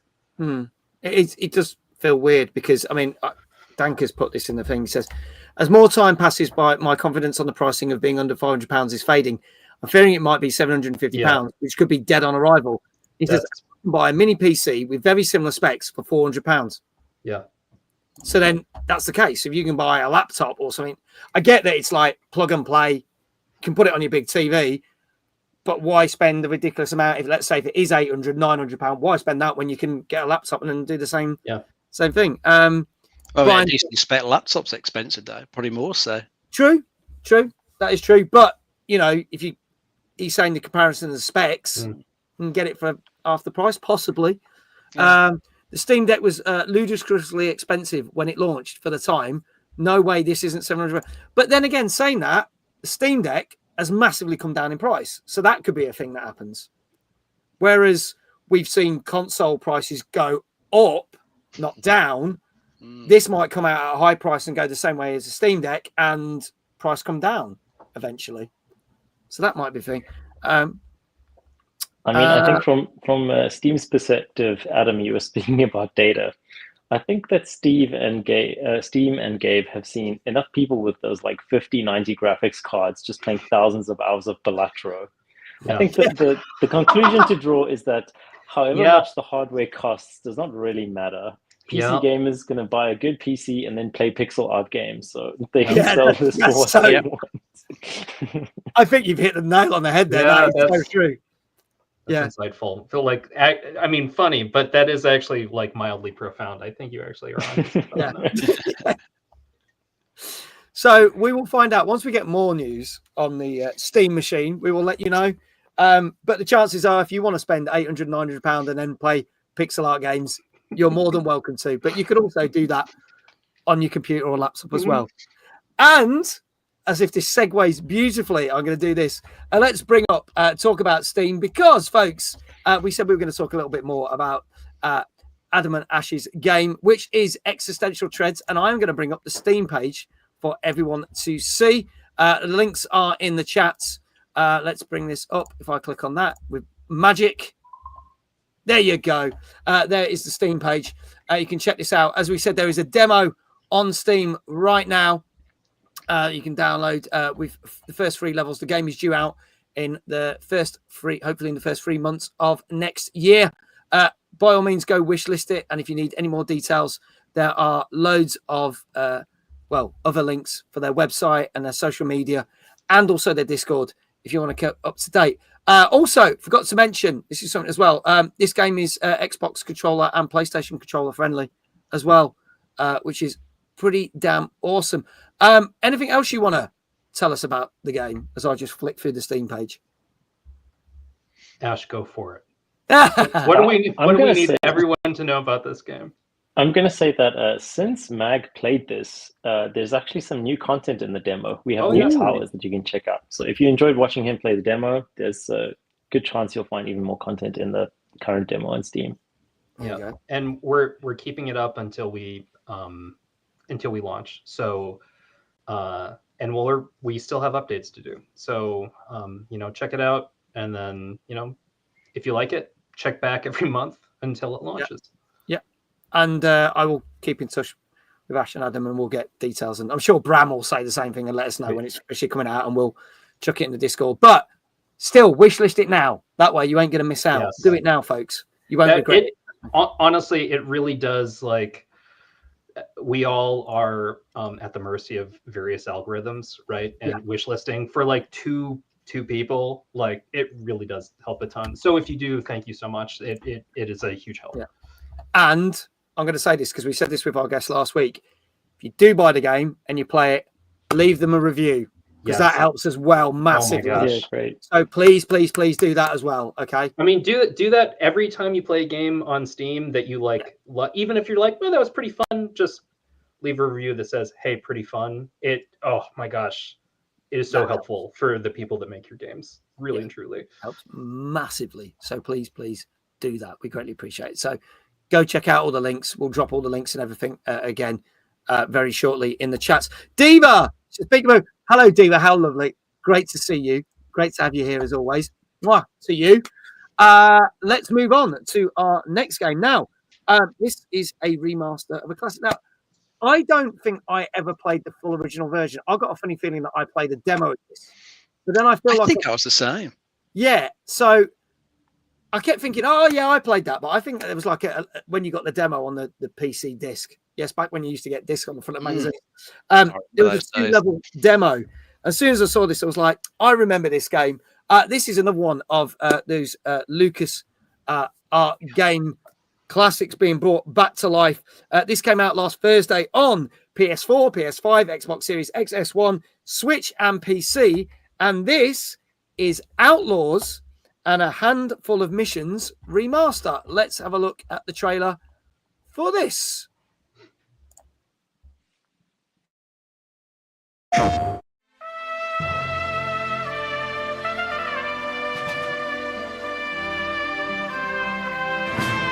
Marshal James Anderson, once a lawman, always a lawman. I ain't no marshal. Now, if you know what's good for you, you're gonna start talking and tell me what I need to know. Did I tell you how much I hate lawmen?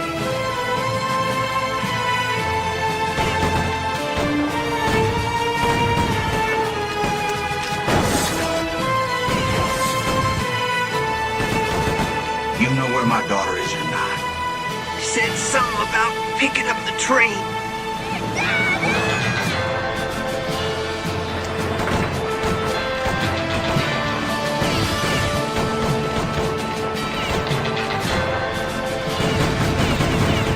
It's gonna take more than bullets to get what you want, mister. Too bad. I was hoping we could talk. You're free to die, kid. Keep them feet.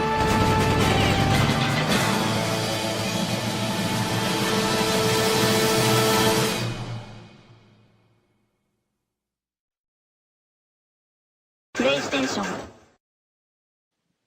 Now, I'm going to say this now.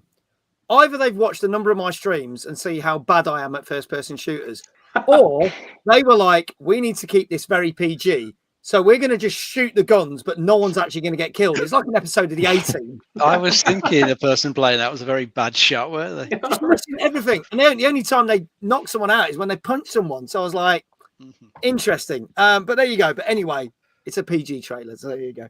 Sure. So Dave, tell us more about this classic game that has been revitalized. Yeah, this was, I think, originally back from 1997, LucasArts Western FPS. You're playing as James Anderson, who's a retired marshal who's out on a quest for revenge, as so often happens in like these old West themed things. You know, his wife has been killed and his daughter's been kidnapped, and he's now got to go and try and rescue her, kill all the people that wronged him along the way.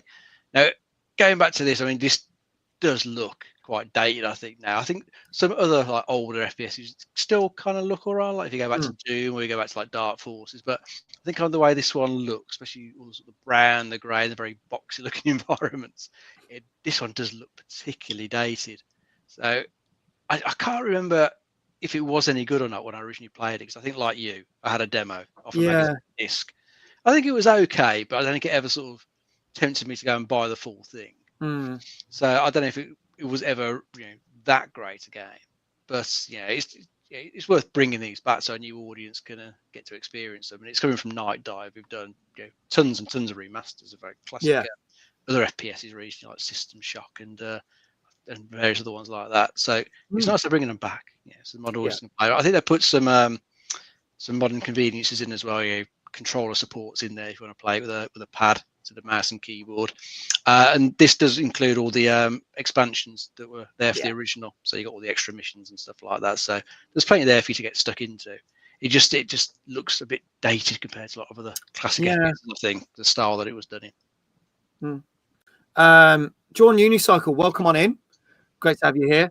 Duncan says, beautiful. I'm always glad a LucasArts is revived. I do want them to do some of. Oh, that was a brilliant game, Sam and Max. Oh, I love the old point and clicks from LucasArts. Fantastic. They've done some great ones because they did Full Throttle remastered, obviously Day of the Tentacle, just to name a few that they recently did over the years. iCrop saying hopefully they do Dark Forces 2 and a Jedi Knight next. So that might be the next one. You can see Night Dive doing that because they did all the 2 Rock games as well, didn't they? So they did a good job with those.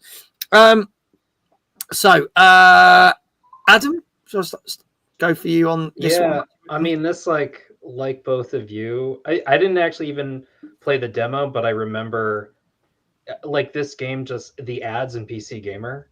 Yeah. Like that's my memory is just the ad, right? And so to like see this, it's like, oh, that's cool that they brought that one back, because I remembered this one as sort of like almost like a cult classic. Even back then, it was people that liked it were like, yo, this is really cool and stylish, but it didn't catch on the way that like, I don't know, Quake or something did. Yeah. But it is cool. I didn't play it back then, but I love a Night Dive remaster. I'll probably pick this one up. Yeah. No, I'm more inclined to try it now than I was back then. Sure. This is the funny thing. Icon says, I used to get this game and Redneck Rampage mix. Sure. Yeah, that's another game that I haven't thought of in 20 years. Sure. That's crazy. Yeah, God, bringing back the memories. Also, John Unicycle, thank you. You're on a 20 stream streak as well, and you've just over on Twitch, and you've been rewarded 450 Mojo Bytes. So thank you so much for being a loyal viewer. Greatly appreciate it. All right. Let's see what people are saying scores-wise for this one. Brian saying 8.5 for this one. And then Dan Krungozzo, they're inseparable, these two. 7.5, 7.5. Chat, get your scores in for this. And Adam, let's go with you. What do you reckon this got? I'm stuck between 7.5 and 8. I'm going to go 7.5. Okay, going 7.5. Okay. Ash? I am going to say that I think with this remaster, the gameplay is hard to modernize in that type of game. So I'm going to guess it didn't review as well. I'm going to say 7. Okay, going for a 7.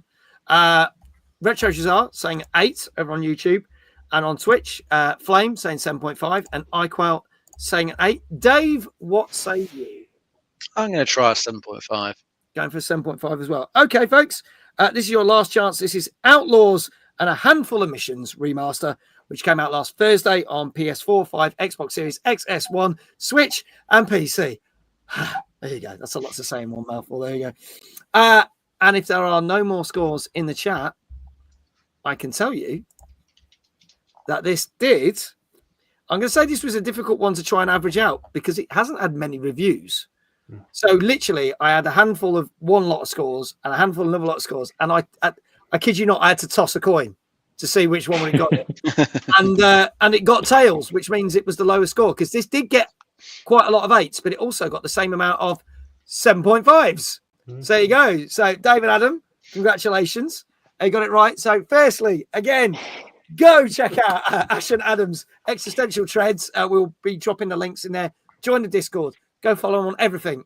Don't harass them, but go follow them on everything. And they will let you know when the game's coming out. Wishlist it. Play the demo. And then when it comes out, leave a review. There you go. Covering all bases.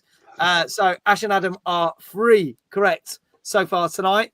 And congratulations to the following people over on the channels. Flame, well done. You're going to get a shout out. Gozzo and Danker, you get a shout out. Gozzo and Danker have got every single one right so far this evening.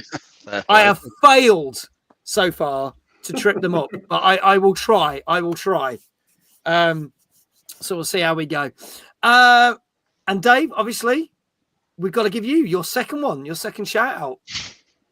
So how do you want your shout out? You can jump up from behind your chair. Okay, so here we go. So you thought we peaked last time. Wait for this, lads. There we go. Yeah, you'll see it doesn't get any better than it. It really doesn't get any better. Yeah, here we go. Oh, God, my knees just cracked. I think I heard. Yeah, I heard that. Yeah, I might just stay down here for a minute. Hang on. Probably a better idea. Oh, dear. Okay, Dave, you ready? Go for it. This might not be as fast as it normally does just after that. So here we go. Dave! Very good. God almighty. We'll get you a knee brace for Christmas. Yeah. I mean, it wouldn't be middle-aged gamer guy without like a knee blowing out, right? I know. Yeah. Blown out knees. Oh, there we go. There we go. Oh dear. Thank you, Drawn. That sounds like when I squat, says Drawn. Yes. And then Danker was like, Dave, and oh, ouch. So literally everybody heard that. That was broadcast around the world. My dodgy knees. There you go. Moving on to our 6th game this evening. This came out also on Thursday for PC, PS4, 5, Xbox Series, XS1, and Switch. And again, going for sort of, it's a new game, but with some retro vibes. This is Neon Inferno. Let's have a look at the trailer for this.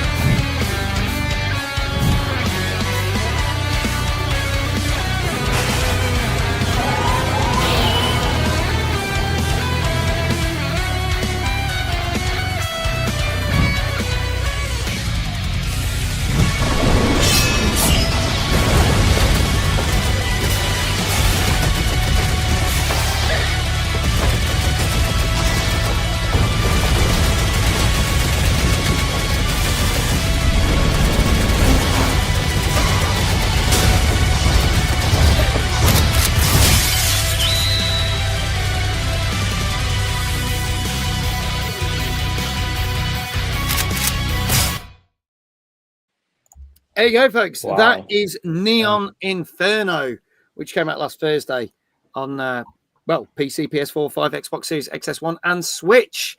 A lot of people... Like Contra, Street Fighter, and Metal Slug had a baby. Yeah, it's insane. And I want this so much. Like loads of people in the chat saying really, really good things about this. There's a lot of people have been playing it, and apparently some other people have seen other streamers playing it today as well, which is awesome. So, Dave, tell us a little bit more about this, because this is bringing back some big old Mega Drive and Super NES vibes. Oh yeah, it makes me think of like the old Contra games, and also I don't know if you remember the old Dick Tracer game on the Mega Drive, where you had the foreground and background enemies that you had to be aware of. Yeah, this is going for that sort of same type of straight shooter game, but this is set in like a futuristic New York, which is ends up being a complete mess. It's got loads of rival gangs fighting for turf, corrupt politicians. The city is just an absolute state, and you're playing one or two characters. Play it single player or local co-op, and you've got to try and just gun everyone down, save the city. It's got a few like additional bits where you can ricochet some of the bullets back. And I think that helps in certain situations. There's lots of civilians running around. I think it's like a nightclub scene. You got to try and minimise civilian casualties to help boost your score up on the level.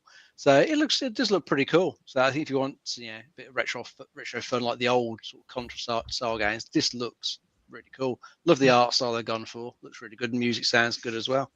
Yeah, it looks fantastic. Really is. If out of all the games tonight, this is the one I would probably go and buy. Yeah. I like. It does look cool. Ash, we'll go to you on this one. Your thoughts on this? Yeah, it looks super, super stylish. It makes me really want to make a pixel art game. And then you can play it on the Steam machine. No free clout. Yeah, exactly. They have to send us something. Yeah. They've got to send you a free Steam machine. Yeah. In fact, 2 free Steam machines. Yeah. But yeah, it looks great. I think like you, I would also give this a try. I'm still more partial to the Sectory game. I think that might be a little bit more up my alley, but this is like a close second of everything I've seen tonight. Yeah. Okay. All right. Well, let's see how well it reviewed. Let's see how it did. Get your scores in now. Again, people all saying pretty much the same thing. But Drawn Unicycle saying 8.5 out of 10 for this one. iQuell saying a 9. And then Danka, Gozzo, and Brian all saying 8. So, Ash, I'll start with you. What do you reckon this got? Oh, my gut says 9. Okay. Going for a 9. Okay. Dave? I'm going to go 8.5. 8.5. Adam? I was going to say 9, but I'll do 8.5 just to spread it out. Okay. All right. Going for an 8.5 as well. Flame coming in with an 8. Retro Shazar also coming in with an 8. Any more for any more? Get your scores in the chat. This is Neon Inferno, which came out on Thursday on PC, PS4, 5, Xbox Series X, S1, Switch, and PC. And Brian says it's a shame the 2 characters don't have different attributes, but otherwise, I really liked it. I'm interesting, so they don't do different things. It's just a 2 character thing. Okay, all right. Well, I can tell you that this did review very well. Not as high as some of you may have hoped, but it certainly got a decent score, because this got an 8 out of 10. Yeah, perfectly respectable. Very respectable. So, well done, Flame. Well done, Retro Shazar. Well done, Brian. Well done, Gozzo. Well done, Danka. We've still not managed to knock them off the top so far, but there you go. On point. They are 6 for 6. Well, Gozzo just said, I'm going to go get that game. There you go. That says it all. So yeah, I might even try and get it as well. So I'll go check it out. But it's literally out on everything, so it's worth getting. So I might treat myself to an early Christmas present. There you go. Let's talk about some new news now. Obviously, we talked about a couple of weeks on the show that it was leaked that there was a remaster coming for a game that was much loved in the Assassin's Creed franchise. And that game was Assassin's Creed Black Flag. We also talked about the fact that, interestingly enough, it's not just a remaster, it's a slight remake, because there are differences, because a lot of the story element for Desmond's side and the stuff after that happened after Desmond, no spoilers just in case you haven't played it, but features characters that featured in that storyline are probably all going to be cut out. So it's all just going to be set in that whole pirate era and all that stuff with the characters, and you won't be sent into the future or stuff. Now, it looks like, and again, take this with a pinch of salt, even though they did kind of announce that stuff and it was leaked and then it came out that that stuff was true, it has been leaked again that potentially we now have a release date for this game. And this is because Ubisoft did send out their final financial figures for the year, and their end of financial year comes at the end of March into April next year. And it did state that there is a unnamed game due to come out. All the other stuff they're releasing was announced, but it's an unnamed game. And they said highly likely it's going to be this Assassin's Creed remake. Because the date for this game is March the 23rd, 2026.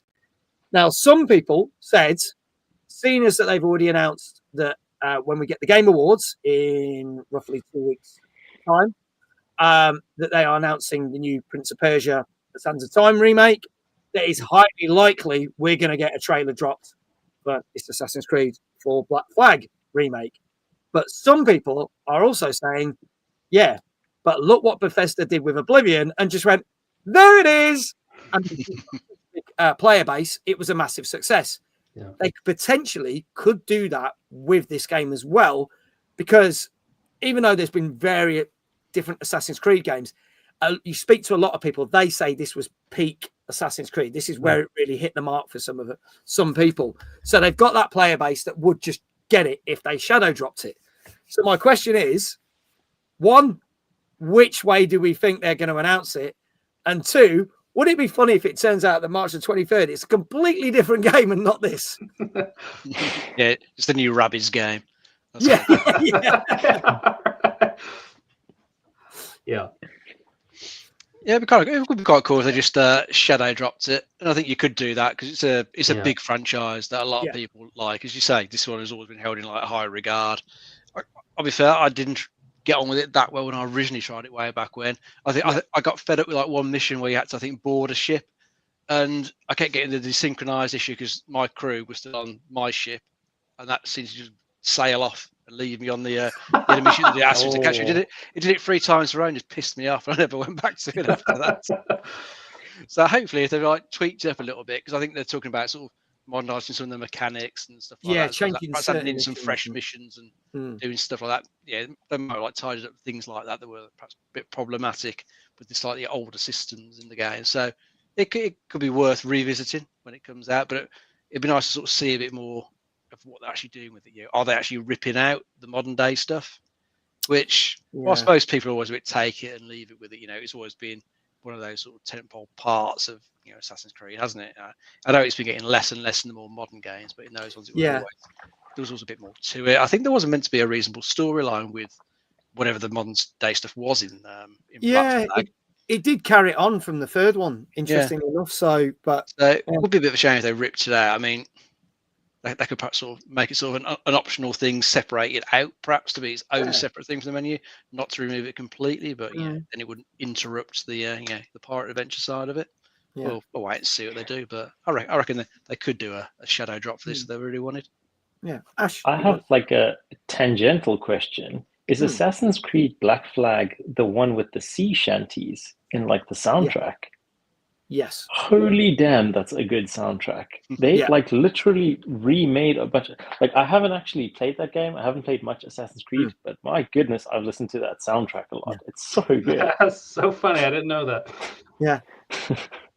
I think it's why, it was much like, it's funny because the third Assassin's Creed did have ship combat, but no one talks about it. And then they put it into 4, and then everyone was talking about it. And it was practically the same thing. I know there's boarding and stuff that you couldn't do in the third one, but everything else is the same. And then ironically, nearly 20 years later, they released it as Skull and Bones, and then no one liked it. But there you go. So, yeah, it's a bit of an oddity that. But, yeah, I think it just caught people's imagination. I think a lot of people liked as well Edward Kenway, the character, was a bit of a rogue, and it was very different because he technically wasn't really a hero in this, and he basically nicked someone's identity, and that's not spoiling anything. That happened straight at the start of the game. Whereas you'd had some really kind of heroic type characters, and then Assassin's Creed 3, you kind of had a character that was quite dull and bland, and not a lot of people liked. So it was something quite different. I think this is why this one has always stood the test. So it's again a bit like Dave, not my favorite Assassin's Creed, but what's your favorite? So mine is Assassin's Creed 2 Brotherhood. So they did. Actually, I was going to pick the same one. Yeah, so it's weird because Assassin's Creed 2, technically, they made 3 games out of that thing. Yeah. And that middle one for me is where it was even better than the second one, but it just added more. And then Revelations just felt like a little bit of a step down. It feels like those two were there, and that was up there. And I've never had a game that's been as good as that for me personally. But I do love Black Flag. Sure. So there you go. This Gozzo says my favourite is the AC2 series. I mean, he loves all 3 games in the AC2 series and Black Flag. Even Syndicate, the one that was set in London, that was excellent. So yeah, I love Syndicate. Yeah, Syndicate was great. Yeah. So I think there's things, there's good ones, there's so-so ones, but there you go. But yeah, I think generally people love this one more. So we shall see. We'll get round to 2 weeks' time if nothing's announced on the Game Awards, and maybe they'll shadow drop it. Or, like Dave said, maybe it will be the next Rabbids party game and we'll all be playing that on March the 26th. So we will find out. Moving to our last couple of the games of the night. Now, this is a game that is available on Game Pass and on PC and Xbox Series X and S. This also came out on Thursday. And this is called Monsters Are Coming, Rock and Road. Let's check out the trailer for this one.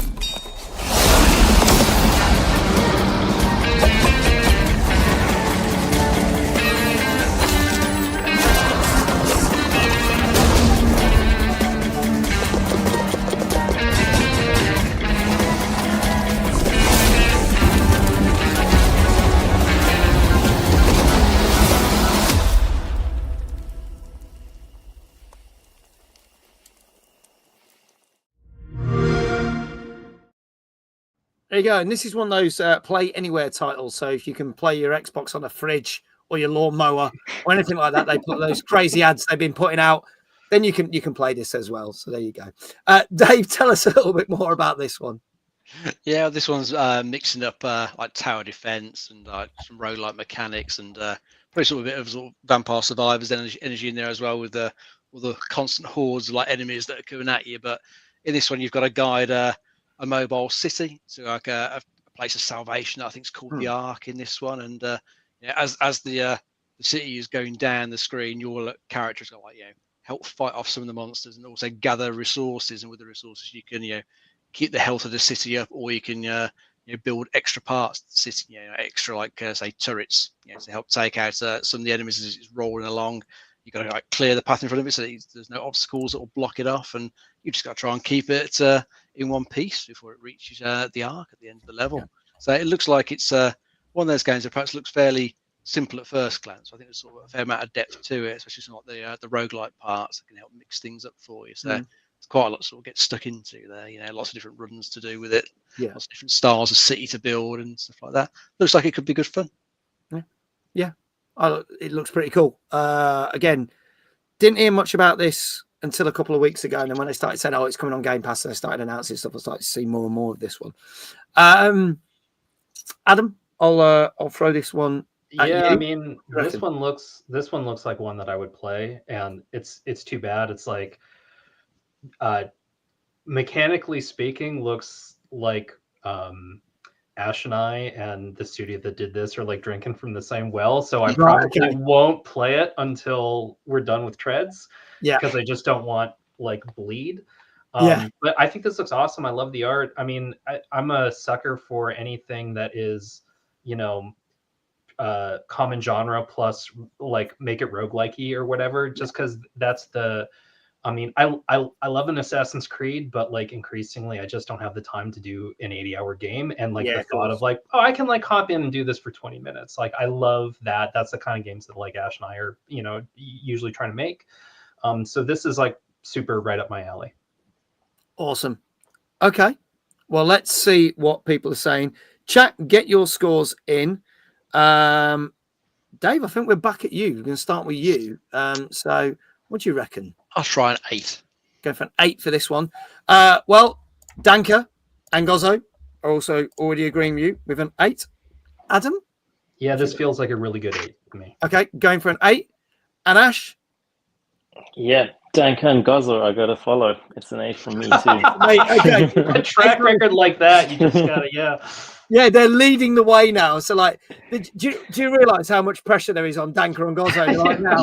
They better get it right. Wrong. Yeah, happy to. This is like the downfall, not just the downfall of this show, but the downfall of the whole channel in the history of the world. So there's a lot riding this. Oh, always confident. I'm calm. Always confident. He's a confident man. Let's see. Retro Shazar, 7.5. Flame also saying an 8. Brian saying a 7. iQuail saying an 8. Folks, get your scores in. This is our Monsters Are Coming Rock and Road, which came out on Thursday on PC and Xbox Series X and S, and you can get it on as part of Game Pass Ultimate and Game Pass Play Anywhere. If there are no more scores, Danke says, I'm not so calm. Oh, okay. One of them is, one of them isn't. Just build the tension a little bit. But keep it Give it 5 minutes. Give it 5 minutes, okay. So, what are your plans for the weekend, guys? I do actually have an observation on that trailer. Go it's for one it. of the rare times you hear UI sound effects in a trailer, and it sounded great. They had all those little like pops and movements when they were like placing the buildings. That's pretty rare to hear in a trailer, and I thought it sounded good. I bet they added it in post. I think so too. I've done that occasionally, not for our trailers, but I've done that occasionally on other stuff. There you go. See, look, you're hearing all the behind the scenes stuff now. Here you go. And how do we reward you after that little tidbit of information? We reward you with the score. It was, mate. Oh. Well done, everyone. Well done. So we're going to have to do 2 lots of shout outs for Adam and Ash. Let's double it up. 2 lots of shout outs for Adam and Ash. Go check out Existential Treads. Go wishlist it. Go download the demo. Go follow them on all their social media platforms. We've got there. And join the Discord and sit patiently and await, just like you waited for that score to appear for when the game comes out in the first quarter of next year. Congratulations also to the chat. We have got, obviously, leading the way, Gozzo and Danka. Well done, guys. Well done for that. iQuail as well. Well done for that. Flame. And I think that's everyone says, a few people said 7.5. But well done to all of you. You're going to be getting your shout outs. And as I say every week, please do give all the people that are getting shout outs in the chat a follow. They spend the time to come and watch this show week in, week out. We greatly appreciate the audience being here. So send them a bit of love back and go check out their channels as well, because we really appreciate that. Thank you. So there you go. Now, Dave obviously also got it right. So how do you want to go about this, your third one? I think we're kind of left with your walk on from the side, aren't we? Okay, now do you want to do the me version or the basically it's not even mini me now, is it? Bob Ross version is what we call it now, isn't it? We'll go with the Bob Ross version. Go with the Bob Ross version. In fact, where have I put him? Oh, he's there. Here we go. I'll just grab Bob. I'll be back in a minute. Hang on. It's a long walk over to the side of the room, isn't it? It is. It's about 2.5 miles. I'll be a few minutes. Okay, you ready? Oh yeah, go for it. Time! Very nice. There you go. I'm going to have to come up with some new stuff for the new year because, if you get any more than 4 right, we're screwed. We have to regurgitate the material. It's pretty good. There you go. Mag, don't break it this time. I didn't break it. No, I didn't break anything. This time I'm good, Drawn. Don't worry. There you go. Right. Our final game of the night, but not the end of the show just yet. This came out yesterday on PC. Let's have a look at this. This is a game. Let's have a look at it. This is Constance. Here we go.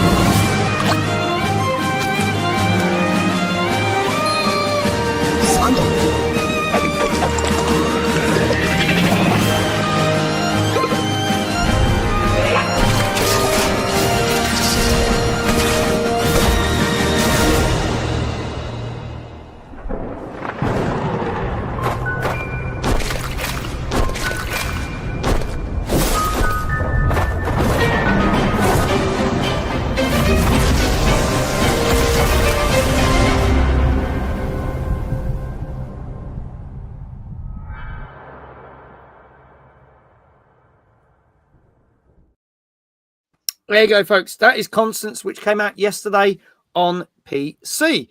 And people say, yeah, this is very much like Hollow Knight, Silk Song. We've seen a lot of Metroidvanias this year.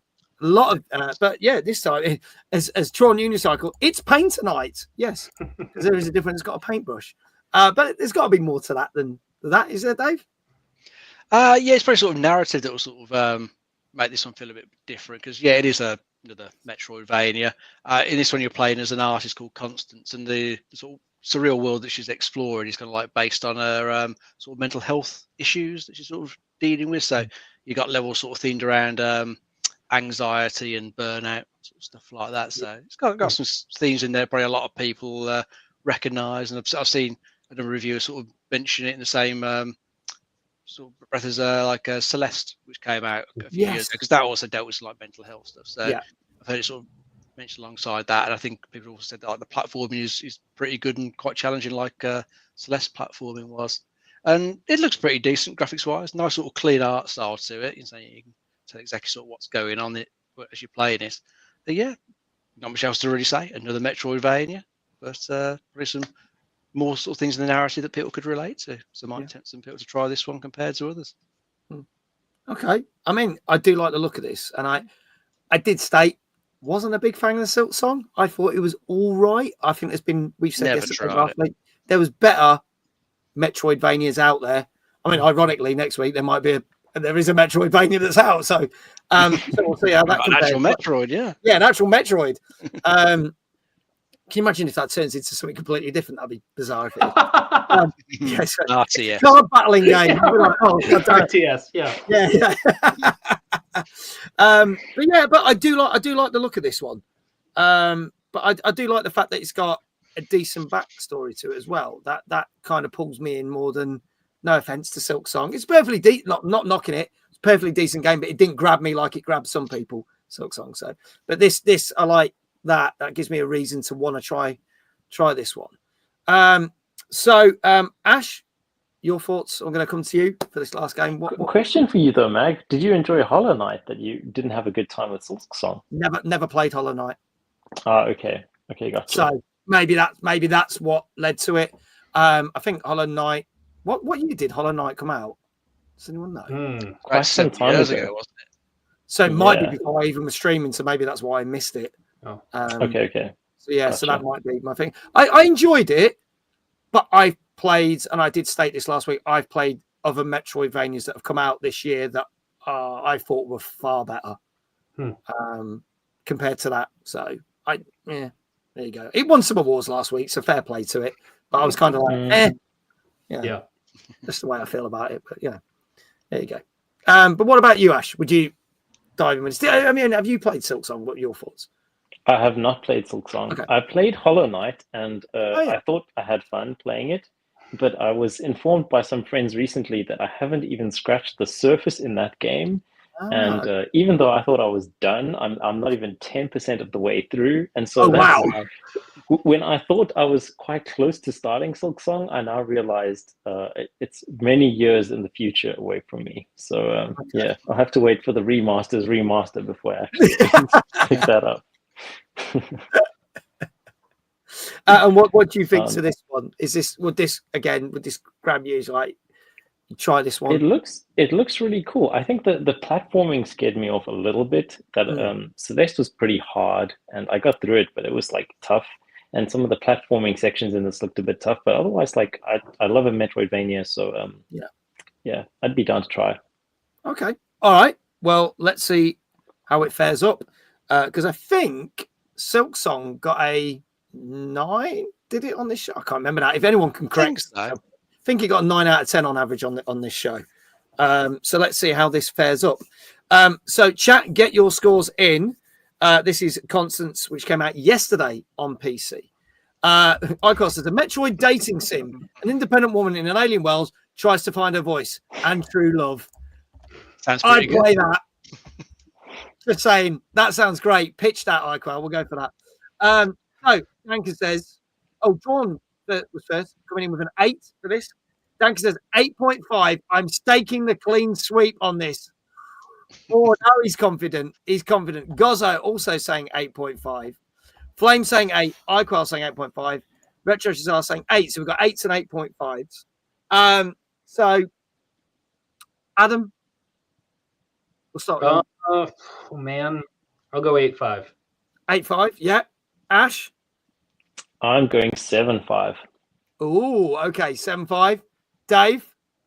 I like Danker's confidence. Let's go with the 8.5 as well. Okay, he's going with 8.5 as well. Okay. If they do this, they've got a clean sweep. And I can't remember the last time that they got a clean. It's been a while. Let's just say it has been a while. I've managed to catch them out, which means I need to try bloody harder next week to try and catch them out. How often, just to interject, how often does that happen? That they've got a clean sweep? Yeah, that a viewer, any viewer. Not that often. It seems like it would be rare. Yeah. And then we have had like one person who might be watching the show one week and get 0, and then they get 6. See, Gozzo in 5 years has got 2 clean sweeps. Wow. So there you go. I mean, amazing. That's in 5 years. Work. So that's well. pretty Now good. I kind of hope I'm wrong with my 7.5. It's like, dang it. But we'll see. But yeah, we get a few people, and it's funny because we have had some people that have watched the show and then they've come on as guests and they've done worse being on the show than they have done. So they're like, oh, yeah, I'm not coming on the show again. I've done better when I just watch it. So yeah. So it is really random, and sometimes I am. See, sometimes it's quite easy to get scores because a lot of I'm going to say tonight, a lot of the reviewers said the same things. Sure. A lot of the scores were, so it was very easy. Some weeks I'm pulling out someone saying it's a 3 out of 10 and someone saying it's a 9 out of 10 and it's that, and it's trying to make an average. So it makes it totally random. Danka got 1, his first one last year. Nice. So this will be Gozzo's 3rd and Danka's 2nd if they get this. Yeah. If they get this. Yeah. And they only just went and did it, didn't they? It was an 8.5 out of 10. There you go. 8.5. There you go. So, for the penultimate time tonight, go check out Existential Treads. Go join the Discord. Go wishlist it. Go download the demo. Danka, Gozzo, well done for the 8 out of 8.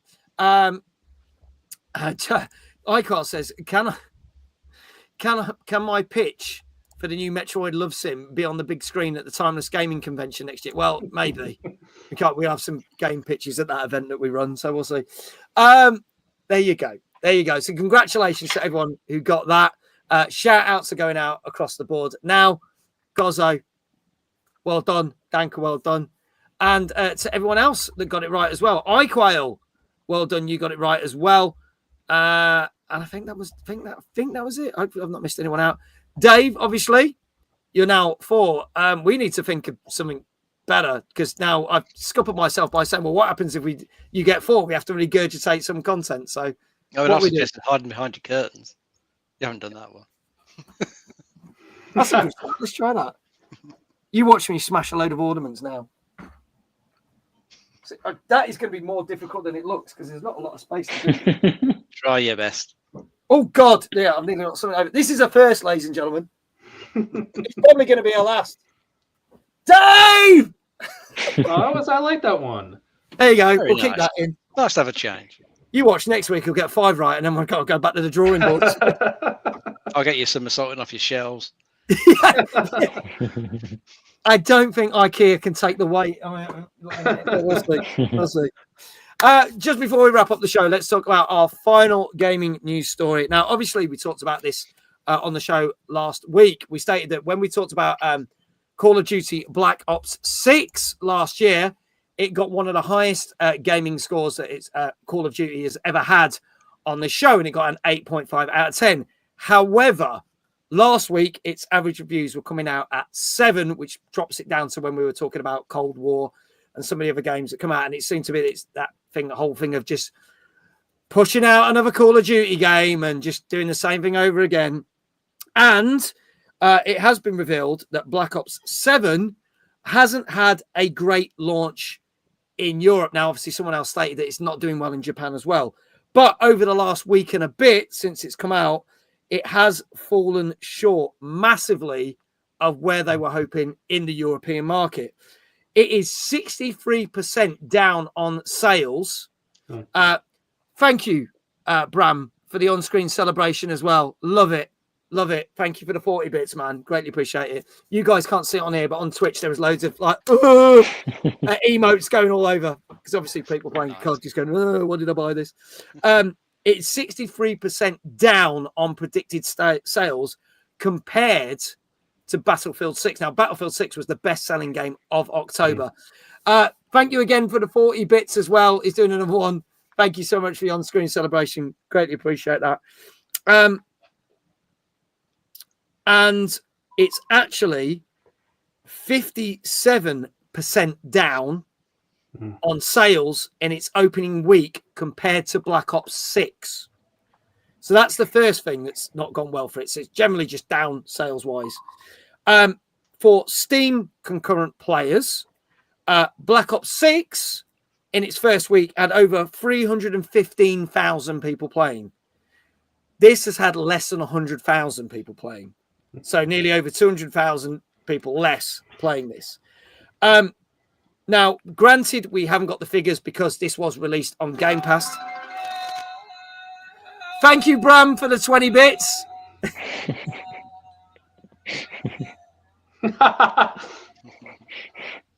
Thank you. Greatly appreciate it. But people are saying that it's not just, I don't know why I had them. Well, I appreciate you giving it to the channel. It supports the channel. Thank you so much, mate. So that's a total of 100 bits. Greatly appreciate it. People are saying also there's been a bit of stigma on this game. And we have yet to get the figures on how well it did on Game Pass downloads and PC Game Pass downloads. But 2 other games have been doing very well. Obviously, we've already mentioned Battlefield 6.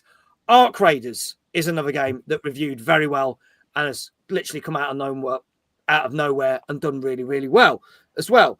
The other thing that's going against it is that people are saying that really this just feels like a Black Ops 6.5 and feels like a tag-on DLC with some extra multiplayer maps. Plus, there's been a lot of issues, which we discussed on last week's show when it launched, that some people aren't happy about. So I think a lot of people were hoping that if they were going to bring out another Black Ops, it wouldn't have been a year after the last Black Ops. It would have been a year or 2 like they have been doing and spreading these across a number of years. So all these factors have led to it not being a great launch in Europe. Now, obviously, we're going to have to wait until we get more figures from other places and we'll talk about it.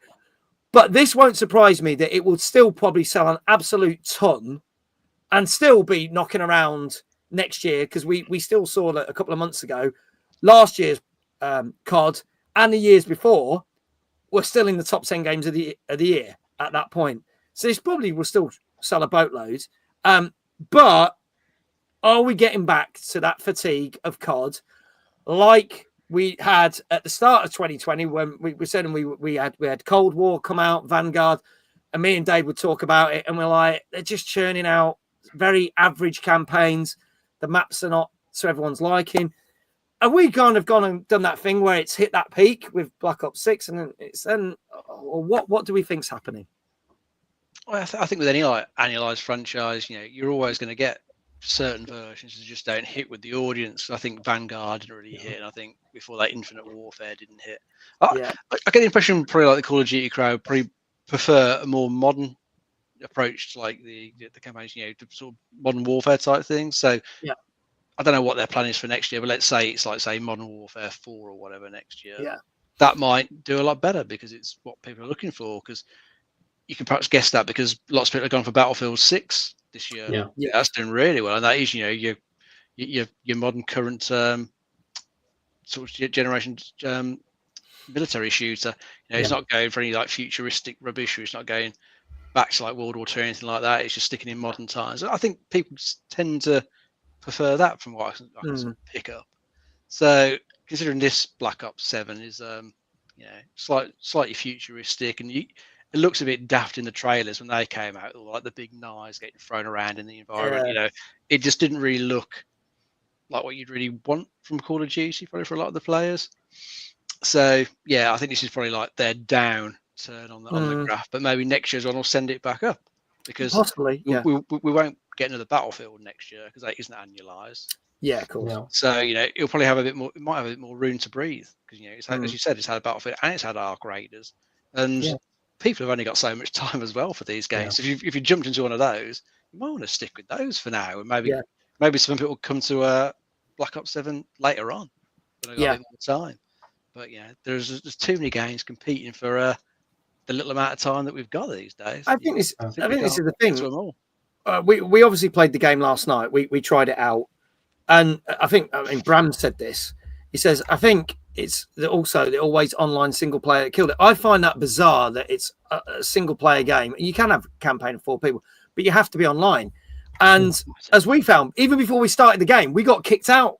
We had to reload it just because I was talking to chat for a few minutes. Interesting. And it's like you can't even pause the game. And if you do get kicked out, you have to start back at the start of that level, which is annoying. That's weird. That would annoy me. I wouldn't.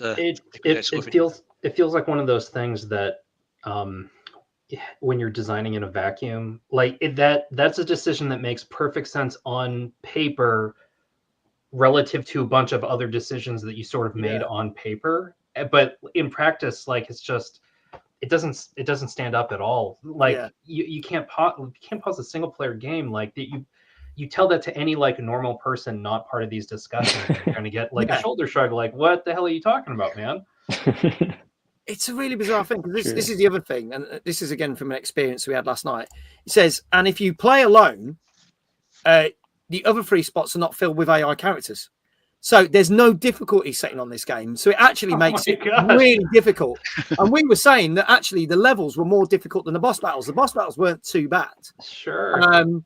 I think I only died out of 1 out of 3 boss battles, and then we managed to do it the second time round. But some of the levels were really hard going. But here's the funny thing. If you put the thing to opt out of having random players play the game, it should only be single player. Yeah. But as we were loading into the last level on the stream, it chucked people into my game, even though I clicked the thing to say no. And we had random people talking while we were watching the cutscene. I was like, who the hell is these guys? That's awesome. And I'm like, so what's the point of having a thing where you can turn the multiplayer on or off if people are still going to get chucked into your game? I'm wondering if they just thought like, oh, it's Call of Duty and people will tolerate it, right? Like it's, oh, we've got like they want to play their COD, they'll be here, whatever, shoulder shrug. I don't know, that feels like such a baffling decision. It's crazy. As Arcor says, I suppose the downside of Game Pass as well is if the word of mouth is poor, which it has been for this one, people just try it, Game Pass, and then bounce off because they haven't spent 70, 80 quid or whatever it is on it. I can't see me. Whereas Black Ops 6, I did a stream of it. I loved it. It was spy espionage. You had to sneak around, do stuff. Then there were some action ones and stuff. This all just feels the same, but then it's getting more ridiculous. As Dave said, giant swords flying out of the sky. We ended up fighting some space tentacle monster on one of the levels. I was like, what is this? Like, and I can't see me going back and playing that. I've done the stream of it now, and I'm like, I'm done. Sure. And I think that's the thing. Whereas they get told a really good story with the last one. And it felt like you're really immersed in this world of like spy espionage. And then this was just like, this is just some shooting game. Yeah, it feels like compared to that, it feels extra goofy. I haven't played this one, but like it's just, I don't know. That's so odd. Yeah. So there you go. I'll be getting 100 gigabytes of space off my hard drive very soon as I doesn't that always feel good though when you're done with like a game that came out in the last 2 years and you get to delete it, you're like, oh my god, that's so much space. I know. Do you know what? It's funny because at the Indiana Jones game, which came out last December, I played that one through Christmas. Wait for the DLC that obviously came out in September, and I finished it off for the weekend. That's over 100 gigabytes. Sat on there, I was like, right, I can delete that now to put COD on. So that's sat there for nearly 11 months. And then COD is going to not even lasted a week on my hard drive. It's going to be gone by tomorrow. It really isn't a positive review when the most thing you've been excited about in the last 5 minutes talking about this game is the 100 gigabytes you're getting back when the game's gone. That is not what you want on the box. No. Call of Duty Black Ops 7. You can't wait to delete it. Yeah. Yeah. Never going to get sponsored by Activision. I know. Sorry. But hey, look, I slagged off to Ubisoft plenty of times and we're sponsored by them. So look, anything can happen, people. Anything can happen. Living a dream. So there you go. Folks, that is our show. Thank you so much, everyone, for being here tonight. Everyone who's been watching on YouTube and Twitch, thank you for all being here. Going to give a special shout out again to Bram in the chat. Thank you, mate. Thank you for what you do for gaming devs and everyone at Game Taste. You're an absolute legend. Thank you so much. And thank you for the opportunities that you've given us on this channel. Greatly appreciate it. Also, our wonderful guests, Adam and Ash. Thank you so much. First time being on the show. I hope you've enjoyed it. I hope we've made you feel welcome. And definitely. Thank you for having us. Yeah, no, very well. I wish you all the success with the launch game. Please do stay in touch. Let us know what's going on and we can chat out and tell our community about the game. And if I can get the all the links just one last time chucked into both the Twitch and the YouTube chats, I greatly appreciate it. Go wishlist Existential Treads, go play the demo, go check it out, go join the Discord, and then when you finally go and buy that game next year, please leave these awesome guys a review because we greatly will appreciate it. So thank you guys for being our guests tonight. Yeah, thanks Mag, thanks Dave. Yeah. You are very welcome. Yes, and as always, my co-host who knows the most, thank you to Mr. David Jones. Always a pleasure. Keeping the knowledge going throughout because there's stuff that I can't remember. There's only so much this brain can compact in for one show at a time. So thank you so much for being the fountain of knowledge that you are. And that's it from us. We'll be back with another TNGC next week. I can't actually tell you who our guests are next week because it's kind of confirmed, but it isn't. So I don't want to spoil it if it does fall through. So I'll just say it could be a very interesting one. DJ Mike, it is not you. Hello, how you doing, mate? Turns it right at the end. Typically, I'm the guest and spoil it. No, Mike's. But we will get you back on, Mike. We need to get you back on. So I hope you're well. I hope all the crazy weather over in Canada's not too bad, mate.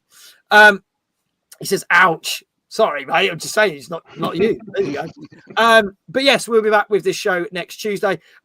Tomorrow, for my sins, as requested, I'm doing more Just Dance 26 on Twitch and TikTok. You get to pick the songs. I have no idea what I'm going to be dancing to.